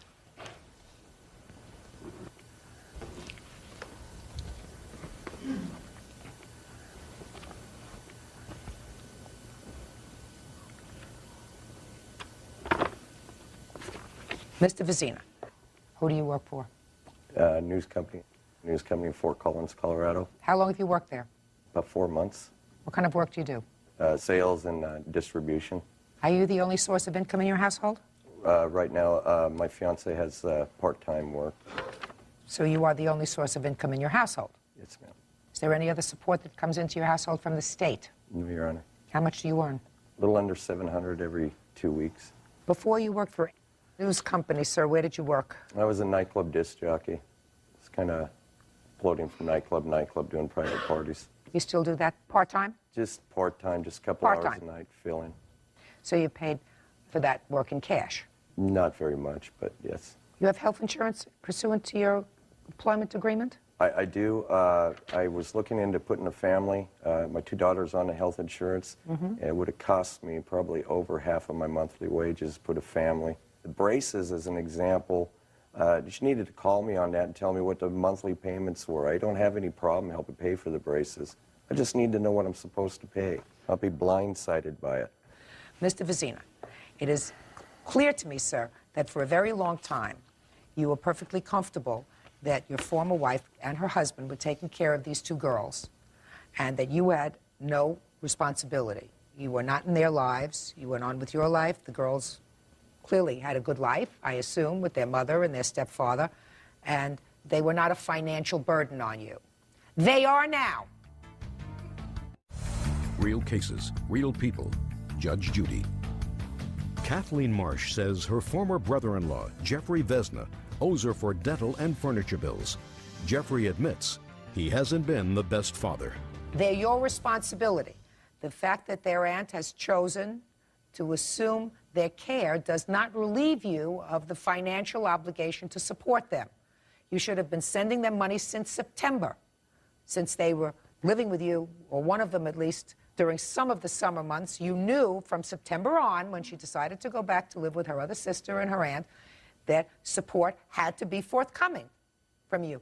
And the fact that you don't earn a lot of money suggests to me that at minimum you should have said, I want to send you, without an order, $200 a month, $250 a month, just to show that I want to do the right thing. You didn't do that. Your Honor, yes, I did. I have talked to her, and I said, look, we need to sit down. I was going to sit down with my fiance, figure out all the bills, the finances, get everything taken care of, the major bills that need to be taken care of in the household, and I already elected and told her I would send her money didn't do every anything. month. Mr. She never Vizina. got back to me. Next thing I know... She doesn't have to get back to you. I didn't know about the court case, Your Honor. I don't care about court case. I'm talking about father case, Mr. Vizina. Father case. Doesn't have to be court case. You don't have to say we want to sit down and talk to you. Her life is in a turmoil. She has 2 daughters. She's taken on 2 teenagers that she's taken on because you were a non-parent for the last 10 years or more. It's not her responsibility. She's taken, her life is turned upside down. Not yours. You go on. You have another baby. You have a fiance. You do your thing. Your life's not been turned around. She doesn't have to sit down with you. You just have to write out a check. That doesn't take a lot of sitting. And when the court gets around to making a support order and formalizing it, then you know what your bottom line obligation is. You have a substantial obligation here, sir. They're going to start taking out of your salary $1,026 a month because you didn't show up at this hearing. And what you're going to have to do is then you're going to have to move to open up the default in this case. It's going to cost you money to say either I was never served, I didn't know, what else. But you know what the law says now? The law says that if they can prove that you were served with these papers and just chose not to come, they are not going to reduce any of the arrears that have accrued since December. So every single month since December, you're going to owe $1,026, and they're going to start taking out of your check. So you better hurry up and get a job. You got it? Because he's going to be hustling around to support these 2 children who he hasn't supported since they were babies.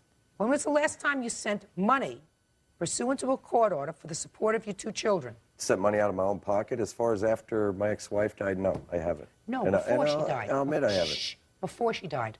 Before she died, I never had to. It came directly out of my paycheck. When was the last time it came directly out of your paycheck? I don't recall the exact What date. year?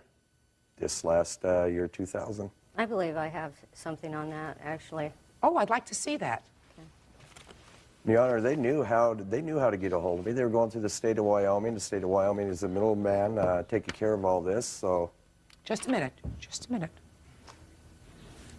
So you were under a court order, and it was coming directly out of your check, the amount of $325.40. Is that right? That sounds like it might be right. The last I knew, the court order was higher than that. As of this date, you owe $23,765.55 for the support of your children. Yes, I do, and there's a reason it's that high, too, but you probably don't want to hear that either. I don't want to hear that reason. Mr. Vizina, I assume you were working someplace else at the time this $325 came out of your check. Is that right? It's working for, I believe it was Airmotive, painting aircraft. So that's where this money was coming out of? I believe it was coming out of there. But then when you moved over to News, did you ask him to start taking out money? There was no current support order. Since my ex-wife had passed away, the support order, there was no current support order out there. I had contacted the state of Wyoming Child Services about the child support. They said there was no existing order. They don't even have one on record, and if they did, they would have contacted me. You contacted them why? Why did you contact them?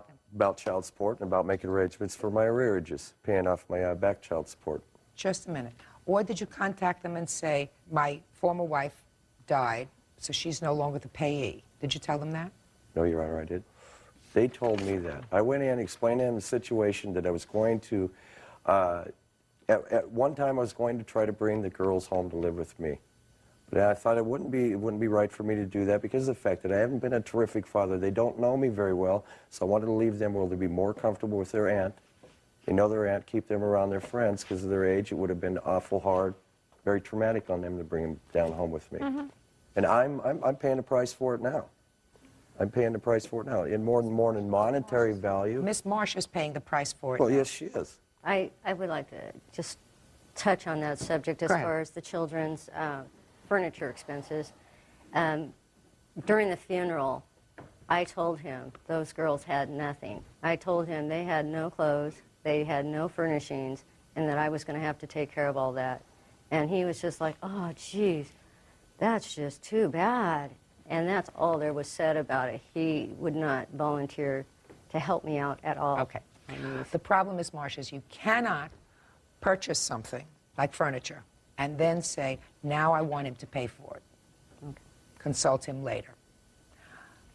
Sir, listen to me. There is no question in my mind, Mr. Vizina, that the court there notified you of these proceedings, either by serving you personally or by serving you by substituted service. You elected not to appear to travel to the state of Washington. There is no question in my mind that you were notified. Now, you may not have been notified, sir, with regard to the amount of the order, because the order was entered by default. And one of the reasons that Ms. Marsh has not been able to collect this order was because they don't know your Social Security number, they don't know your date of birth, they don't have your driver's license and the state number, because I assume that you need your car to get to work? Shh, listen to me. You need your car to get to work? Yes. Well, actually, no. I drive my work vehicle, bring it home with me. So technically, you need no. a driver's license to go I to do. work?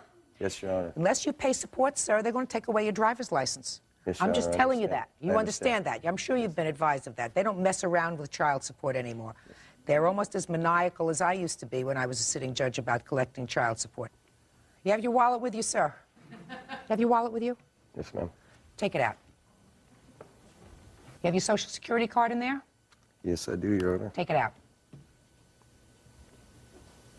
Can I have a Social Security card, please? And while I'm doing this, you can take out his driver's license, too.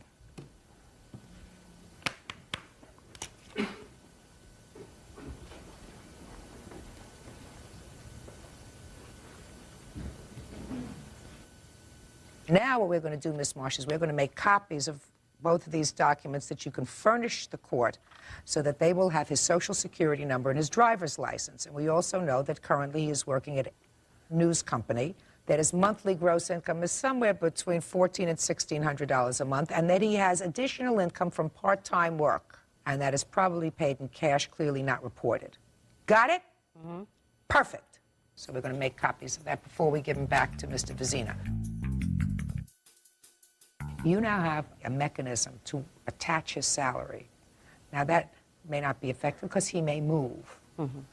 But while your sister may have had all of his information, you didn't. So I see this order is blank with regard to the pertinent information, how to get in touch with him. Right. Sometimes the left hand doesn't know what the right hand is doing. But if you're going to buy things for the girls, And if you want to obligate him, other than the support order, you have to contact him first. He has to be notified first. But I believe, having read the orthodontist's report, at least one of your nieces is in need of having this done yesterday, since he is not forthcoming with either support, and since the order that was entered says that he is to maintain insurance for the children, which I assume he has not done because he says he was looking into that and he hasn't done it. I'm entering a judgment in your favor in the amount of $3,850, which will cover the girl's treatment. That's all. Thank you. Parties are excused. You may. Caterer William Patterson is suing neighbor, 29-year-old massage therapist Tim Freytag, for impound fees and loss of wages resulting from false hit-and-run charges. Order. All rise.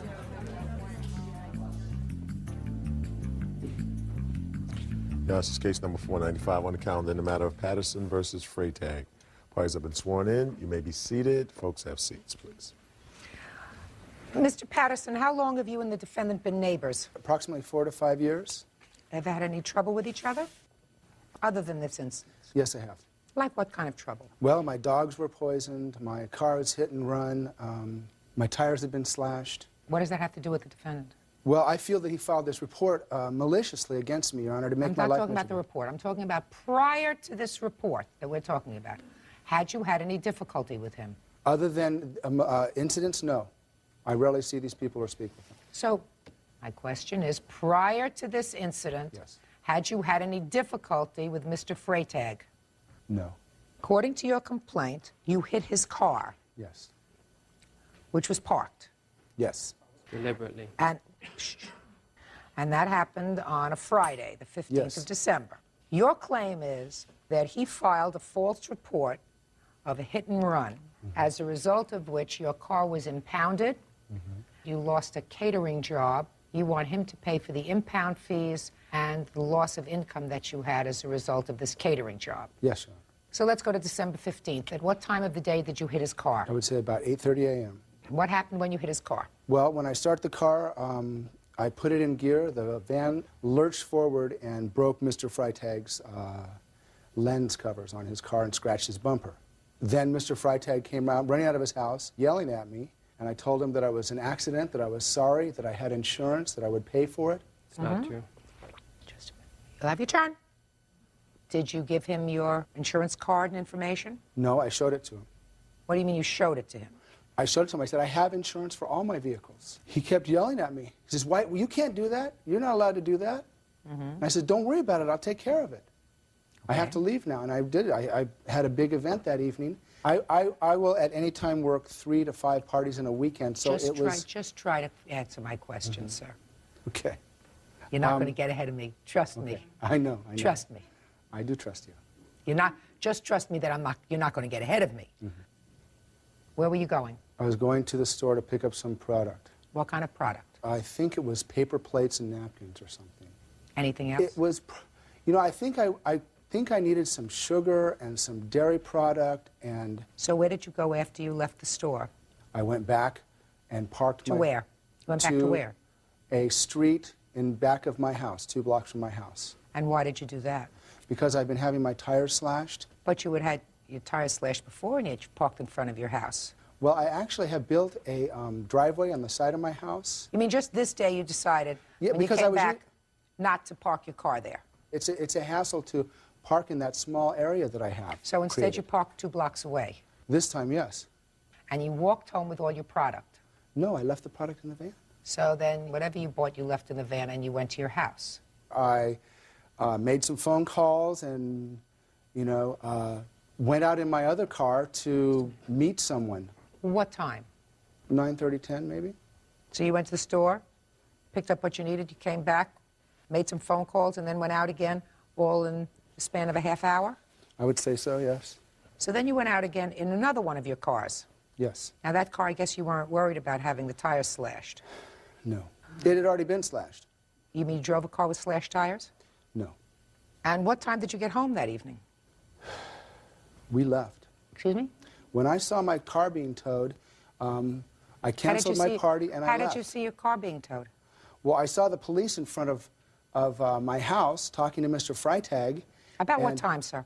This is about 10 o'clock in the morning. Oh, so you didn't leave? I was driving by, and I saw the police in front of the house talking with Mr. Freitag. Yes. And I didn't want to deal with the police. They've been searching my house 3-4 times a month. Just a second. You didn't want to deal with the police at that time. Yeah. So I assume that you knew at that time they were talking to Mr. Freitag about the accident that had occurred that morning. Exactly. And you didn't want to deal with it at that time. I don't want to deal with it. So you left. Exactly. Now, then you said something about seeing your car being towed. When did that happen? My neighbor told me that my van had been towed and that the police were looking for me. At what time did you see your neighbor? This was in the early afternoon. What did you do then? I went to Santa Barbara. Is that where the car was? No, that's where the police weren't. That's where the police were not? Yes. Okay, and why did you do that? Because I'm afraid of the police. Okay. Okay. When did you finally make contact with the police, Mr. Patterson? Monday morning. So that was 3 days later? Yes. Okay, and what did you do? I went in because I called the detectives, wanted me to come in. I came in, I showed them my insurance, and they let me go. How did you know to see this particular detective? Was there a note on your door? How did I don't remember. Okay. But they told you where your car was? Yes. And when was your catering job? That evening, December 15th. Well, could you explain to me, I mean, even if I bought this whole story, could you explain to me why Mr. Freitag is responsible for you losing a catering job on December 15th? Because he had my car filed towed for no other reason than to be malicious. I mean, I've lived next door to him. Just a second. So you had all this stuff prepared, I assume, for this party on December 15th. If you had everything ready, you go to the party and you do the party. You rent a couple of taxi cabs and you get there. Why is he responsible for that? Because my van was towed. I'm saying to you, sir, you have the food for the party, you got the paper plates, you got the sugar, you got the dairy, you got everything else. You want to go over to the party, and I assume that you had done all of this stuff well in advance, at least most of it, certainly done in the morning. He didn't interfere. You weren't in jail. You go to do the party. All right, Mr. Freitag, let's hear your version. He hits your car, you hear a noise. What happened? I believe he hit my car at 8 a.m. in the morning, and I would like to elaborate on something. I believe that my car being struck deliberately is simply a symptom of a larger scope, a bigger picture. I have evidence of a running log of Bill Patterson harassing his wife, and she at this point is 7 months pregnant. Once I called the police because of it. My witness, John Kelly, has called the police based on this log about 4 times, I believe. So Can I see the log, please? It's this wife harassment process, and my worry and my concern for the baby that I believe has brought all of this on. Real cases, real people. Judge Judy. William Patterson says neighbor Tim Freitag filed false hit-and-run charges against him. Tim denies the charges were false and says he's concerned for the welfare of William's wife. Were you aware of the fact that he had called the police as a result of what he believed to be domestic violence in your house? I believe that he was calling the police, yes. Is this your wife? Yes. Step up. Have you been at home when the police responded to your home? Pardon me? Have you been at home when the police came to your home? Yes. Involving domestic violence in your home? The first time, no. Just at any time? Yes. How long have you been married to the plaintiff? Tomorrow gonna be 3 years. You have children? 1 baby, yeah. How old is your baby?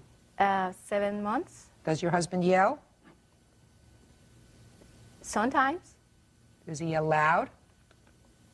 He has a loud voice, yeah. Do you ever yell at him? Not often. Has your husband ever put his hands on you? No. Never? No. Where do you come from? I'm from El Salvador. Do you have any other family here? No. You're alone? Yeah. Do you know the defendant? Yeah. Have you ever spoken with him? Just one time. When was that? I think so. I was pregnant when I talked to him. He was doing some gardening, and we live next door, and he just, I don't know, I talked to him. You never had any problem with him, is that right? You never had any problem with Mr. Freitag? No. Can I say something? Mm-hmm. I do operate a catering business out of my home. I yell on the phone with my purveyors, with my fishmonger, whoever it is. That's not what we're talking about I understand here. that's not what you're Mr. talking Patterson, about. that's not what we're talking I about have here. built fences between our properties to try and give my neighbors more privacy. Illegal but there is fence. there's no domestic violence going on, and I consider this harassment. I mean, we have had the agriculture department, the dog catcher, Mr. the Patterson, building inspector, Mr. every Patterson. possible person come and inspect us. Mr. Patterson, we're not talking about yelling and screaming on the phone, sir, to people who are servicing your business. And when I asked you before whether or not you had had any prior dealings of a negative nature with the defendant, you said no. Yeah. But you just told me, sir, you were aware of the fact or believed that he had called the police with regard to what he believed to be domestic violence coming from your home. I assumed that. I also assumed that he's been slashing the tires and doing all this other malicious stuff to my property.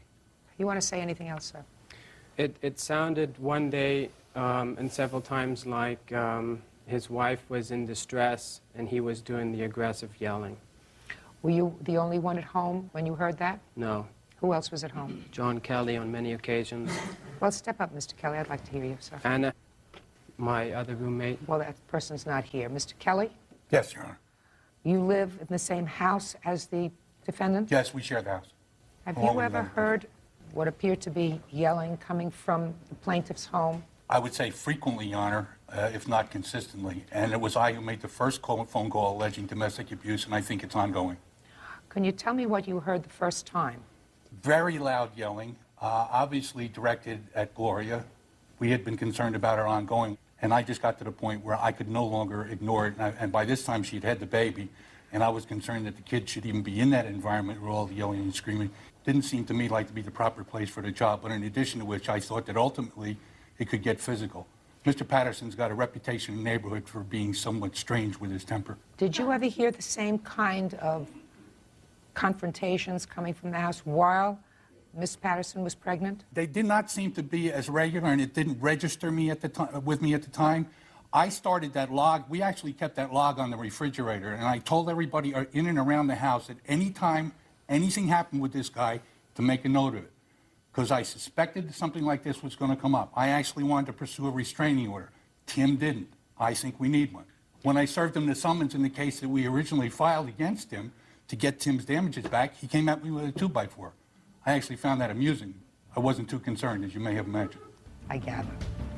Are you the other neighbor? Yes. Step up, sir. Tell me your name. James Robinson. How long have you lived in the neighborhood, Mr. Robinson? 8 years. You know the plaintiff? Yes, both. You know his wife? Yes. How far away do you live from them? I live in a condo right next to them, and actually the side of my house faces their side, and then they're on the other side. Are you friends? Yeah. Mm-hmm.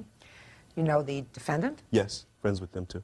Have any problem with them? None at all. Were you the one who told Mr. Patterson that his car had been towed? That was a guy across the street. Your Honor, I have some information about the towing. Yes. It was actually I who called the police the second time. I became concerned that Mr. Patterson was probably stashing his vehicle in order to cover up evidence of the accident, because when I returned to the house, I actually saw the accident happen. What happened was I went out looking for the van. I found the van. There was clear evidence of the impact on it. I called Tim on his cell phone. He went and took pictures. I then called the police and told them that the reason that I was calling them is that we could not determine either the license or insurance information from Mr. Patterson. The officer was great. He says to me, "We'll go get it." He says, "He'll tell me or I'll take his truck." He went to the house. This is approximately 4:30 in the afternoon. Nobody responded. Police then went back to the truck, called the tow truck. By this time, it's dark, so it's And fairly late in the day. So this was at least at 5:30 or 6 o'clock. Definitely, it was after sunset. But I was the one that initiated Well, the after call. you'd bring catered food to a party. I would think so. Right. Okay. Mr. Robinson, Yes. ever heard any yelling coming from their house? A few times. But again, I know Billy, and I know that he does have a loud voice, and I know it's harmless. You don't live with them? No. When you heard the loud yelling, Mr. Robinson, you look like a very honest guy. I know I'm going to get honest answers from you. Was that yelling that was coming from conversation with an employee on the telephone, or was it coming from someone who was yelling at his wife? I think it could have been a combination of both. I think, like I say, Billy's very emotional and can be very loud. I know that he wouldn't hurt her because I've confronted him on that, and I kind of... Mr. Robinson, you know I've been around the block a little bit in this business. Right. When you say you've had conversations with Mr. Patterson about it, it must have bothered you a little bit. Yeah, That a fair statement? Yes. That it bothered you a little bit. That he's got a wife who comes from El Salvador who doesn't have another living soul here. You don't hear her yelling at him, do you? No. Just him. Mr. Patterson, you have no basis for your lawsuit, sir. Instead of following through, you took your car away and you stashed it a couple of blocks away. You saw the police were looking for you. You avoided the police. You said that yourself. You wanted not to deal with the police at all. You figured maybe the whole thing would blow over. I don't know what you thought. The defendant, shh, I'm speaking. You're not going to yell at me. Trust me. The defendant had an absolute right to call the police and say, he hit my car, he took off, he secreted his car along with the evidence of the accident, which was on your car, and the police had absolutely every right to go and impound your car until you came in, which you did, not that day, but 3 days later. The fact that you, according to you, lost a catering job, that's your fault.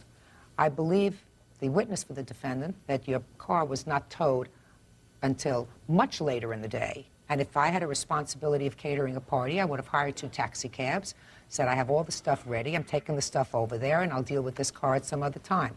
The thing that's most distressing to me is that you lied to me with regard to whether you and the defendant had had any prior negative dealings, and it is clear to me that you did. You were aware of the fact that the defendant had, in fact, called the police with regard to what he believed was domestic violence coming from your home. I suspected it.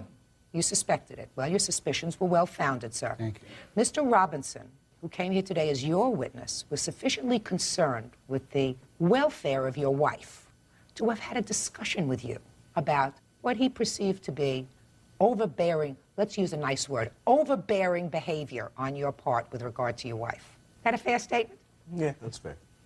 I didn't say violent. I said overbearing. Put your hand down, sir. I mean, is there something really relevant? I wrote a note to him on a neighborly basis saying, your child is going to suffer from what you're doing. Why don't you get anger management? And I put it in his mailbox. Well, there's no question in my mind that he knew that the police complaint emanated from you. I believe that you probably have an anger problem, Mr. Patterson. You had an anger problem that day. Your wife is alone here in a foreign country. She has no family here. And that is a very, very unfortunate circumstance for somebody who is the wife of somebody who has an anger problem. And you do. You have a child, you have a son. I do not have an anger problem. Do you have a son, I asked you? Yes, I have a son. Sons emulate what they see. If you do not respect their mother and demonstrate that respect on an ongoing basis, you will raise an abuser. If that's what you want to do, go ahead and do it. Your lawsuit before me is dismissed. And, Bird, would you take Mrs. Patterson aside and ask her if she wants to have a discussion with me? I'd be more than happy to speak with her privately in the event that she wants to discuss anything with me privately or any referrals that I might make for her. Thank you. Judge. Parties are excused. You may step out. 27-year-old nanny, Amy Sanford, is suing her ex-boyfriend, 27-year-old delivery driver Soren Alexanian, for damages to her car and medical bills. Amy claims a drunken Soren grabbed a steering wheel while she was driving. Come to order. All rise.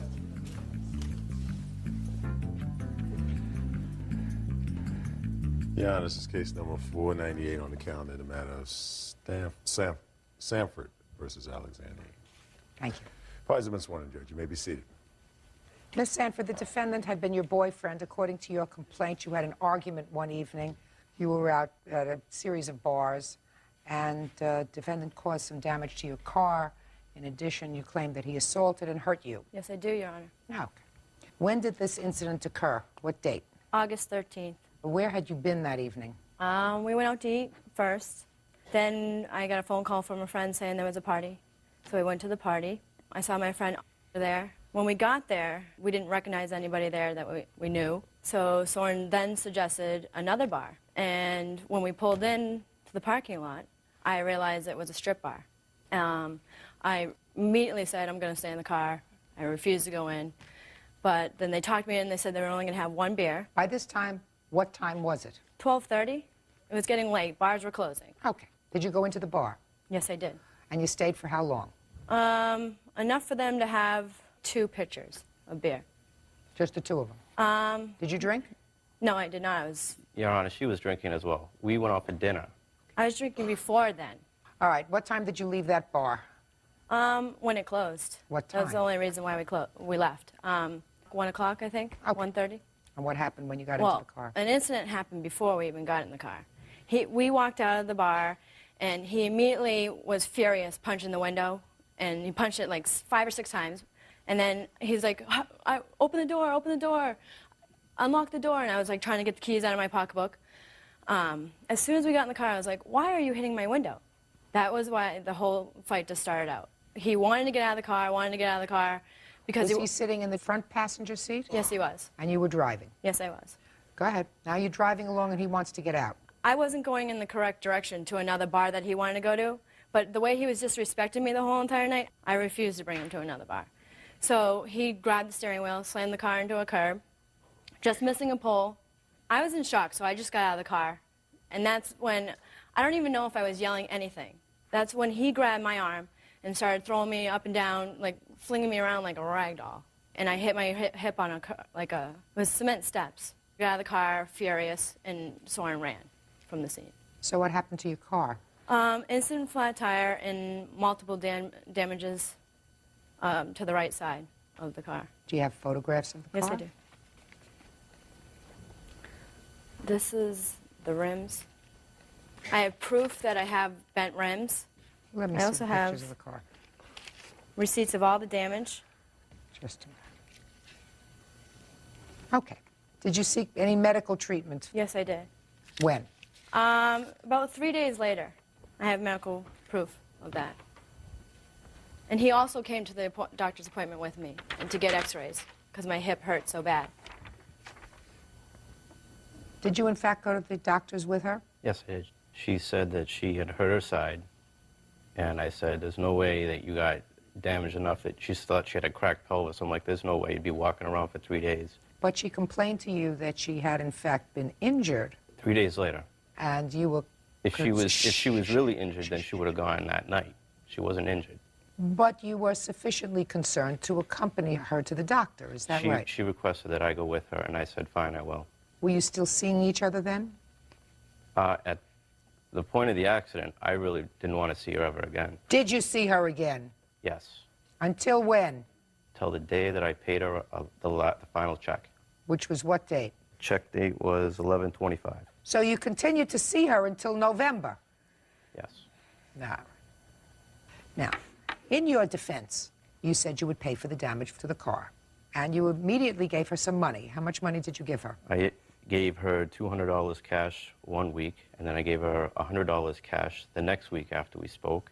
And at each week, I asked her, can I have a statement so that I can see what I'm paying for? She got irate with me. She said, I don't have a statement. All I have is a receipt for a total bill. And I said, well, then what do I know that you've done to the vehicle? Have you fixed the side or have you fixed other things? At the time that I issued the check for $180. Then you gave her another check for $180? Yes, because... How much later? That was probably about another 2 weeks after.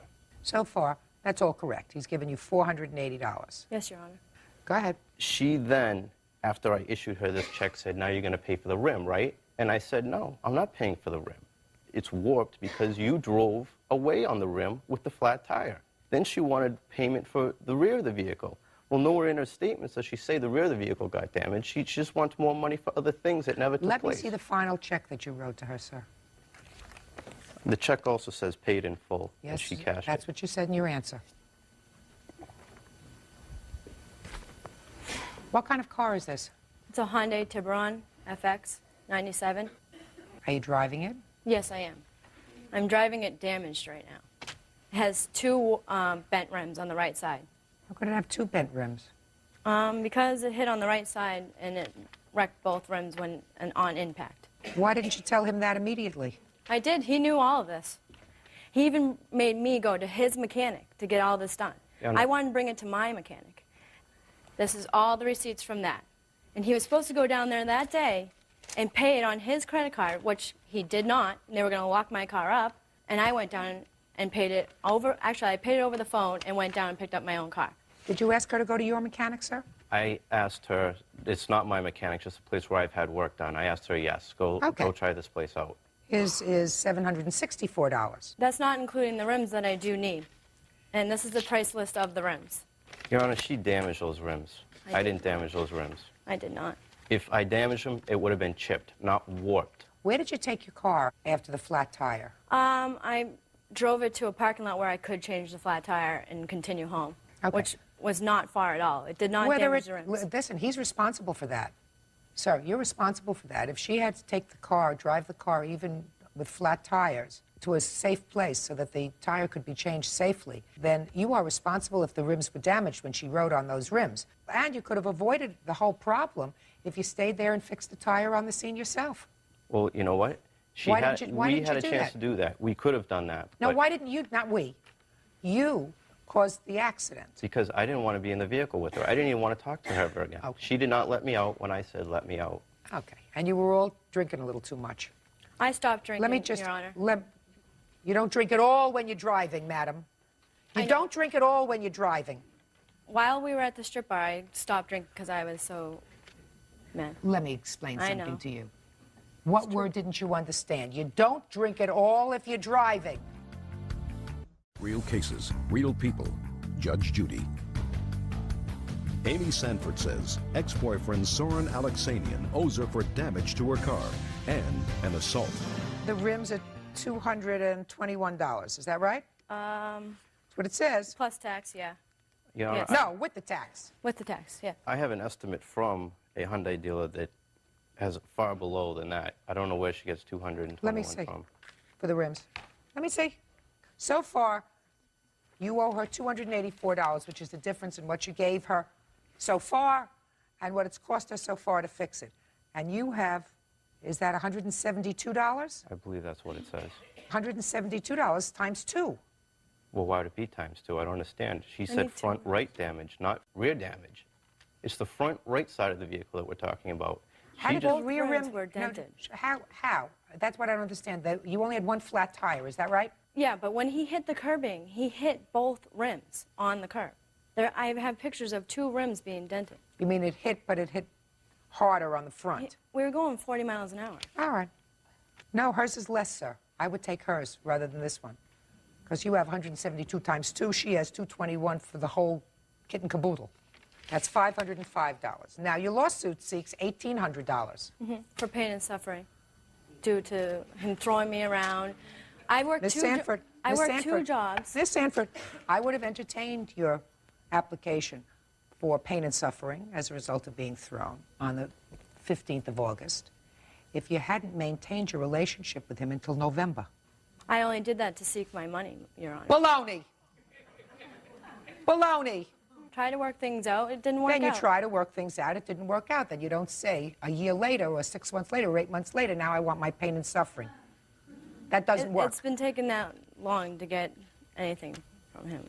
I went through a lot of pain. He even saw me Just go a through lot of second. I can understand you went through a lot of pain. If you wrote him a goodbye note, said goodbye to him, came into court and said he assaulted me, and if you didn't want to proceed criminally, you proceed civilly, right? I could say fine, but if you, I mean, did you have an intimate relationship with the defendant? Answer my question. Yes, Your Honor. Did you have an intimate relationship with the defendant after August 15th? I don't know, Your Honor. I don't think so. Shh. We didn't get along listen, very well. I could tell you that. I don't care whether you got along very well or He not. took me out Are to you eat a telling couple me? times. What? He took me out to dinner a couple times after this all happened. Miss Sanford, you're telling me you had an intimate relationship with him before and afterwards he maintained a relationship with you and you no longer had an intimate relationship with him for 3 months? Is that what you're telling me? You want me to believe that? No, you don't. But he is responsible for the damage he caused to your car because he took control of the steering wheel of the car. The car was in an accident, and any damage that is the proximate cause of that, he's responsible for. And if there is any question as to whether he's responsible for the damage, I have to find in your favor with regard to that because I wasn't there. Neither was he to fix the car. So the judgment is for the plaintiff in the amount of $505 for the damage to the car. That's all. Thank you. Parties are excused. You may step out. When we were in a strip joint, she got angry at me for looking at girls in a strip joint, which is what you go to a strip joint for. It was really disgusting, degrading to me. I just wanted to leave. And now the next case. All parties in the matter of Flynn versus Burbine. Step forward, please. 37-year-old deli worker Shirley Flynn is suing her ex-boyfriend, 39-year-old contractor Raymond Burbine, for the return of her children's baby pictures and a diamond bracelet. According to the complaint, you and the defendant lived together for a period of 5 years. You've known each other for 10. When you separated, you put your stuff in storage. It's your claim that the defendant retained some of your property. Yes. When did you separate your property? I got evicted from my apartment because of circumstances. Got evicted from your apartment in what month? March of 99, 2000. Lived with somebody from March until June. The two of you lived with somebody else until June? Yes. And what property did you take with you when you separated? I took, like, my clothes. That was about it. I had a little TV that I brought. I share a house with an elderly woman, so I couldn't really take that much stuff. Okay, you brought a TV? Yes. Brought your clothes? Yes, some of them. You brought your papers, whatever papers No. that were necessary that you have? Well, I had in storage at his friend's house green folder filled with court papers that he still has. Court papers? Yes, very important papers. What kind of court papers? For a custody battle. Custody battle for whom? My children. Raymond says all items have been returned and there was never any bracelet. How old are your children? 14, 15, and 18. Is that an ongoing proceeding? No. It's over? Yeah. So those papers are really not essential anymore. That case No. is over.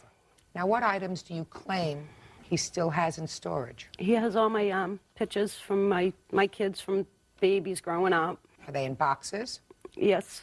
Do you have her pictures? No, I do not, Your Honor. Are you sure? I'm positive. Do you know what happened to those pictures? Yes, I do. What happened to They them? were delivered to her By whom? by myself When you say delivered to her, where were they delivered? to Beverly, Mass. After we were evicted from the apartment. That is correct. And I do have a box of her court papers, but as far as the other belongings, Oh, we're going to get to the other. But you do have the court papers. yes, I do. Okay, and you have no problem with her getting I have no problem with her whatsoever. getting those. Okay. Now, when you delivered the photos to her, was she at home? Yes, she was. Okay, so she actually accepted them. Yes, she did. Fine. What's next, Miss Flynn? My court papers, a diamond bracelet that he had given me. I read that in your complaint. That's where your problem was, Miss Flynn. Okay.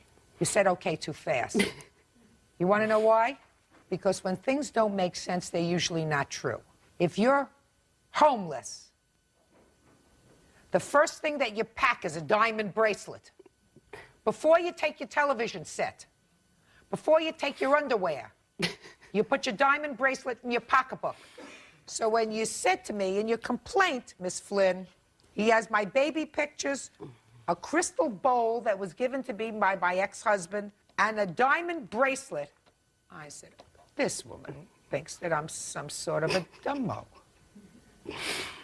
You understand what I'm saying to you? Yes. That was one of the things that was in with my court papers.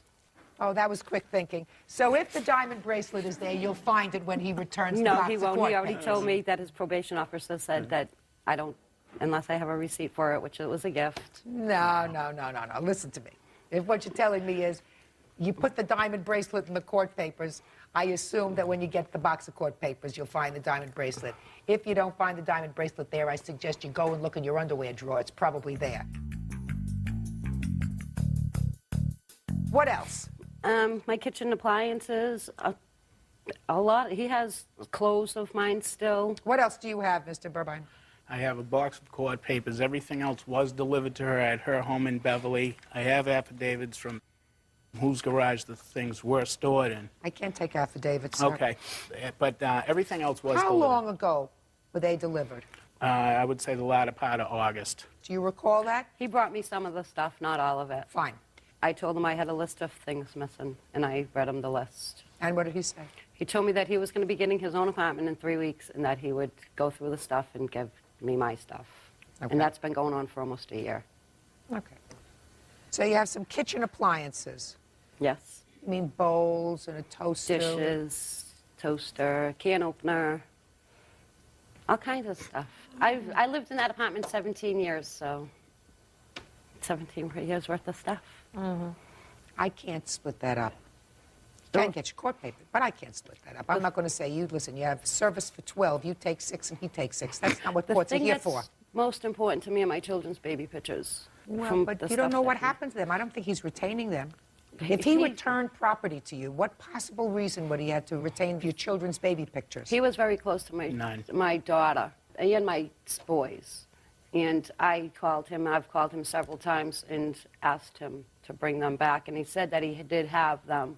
Do you have any pictures of your Your children? Honor, you know, she's telling the truth. I was close to the children, but no obligation to keeping baby pictures that do not belong to me. I am not... Have you gone through everything that I was have in went storage? through every piece of box, bag in that garage, and the only thing I do have are the litigation papers for her custody battle. How big a box is it? It's approximately, I'd say, 2 foot by a foot. Is it possible there are pictures in there? In the bottom, it may be, but I did go through the box to make sure none of my belongings were in there when I was served on my birthday with the court paper. You didn't see any diamond bracelet in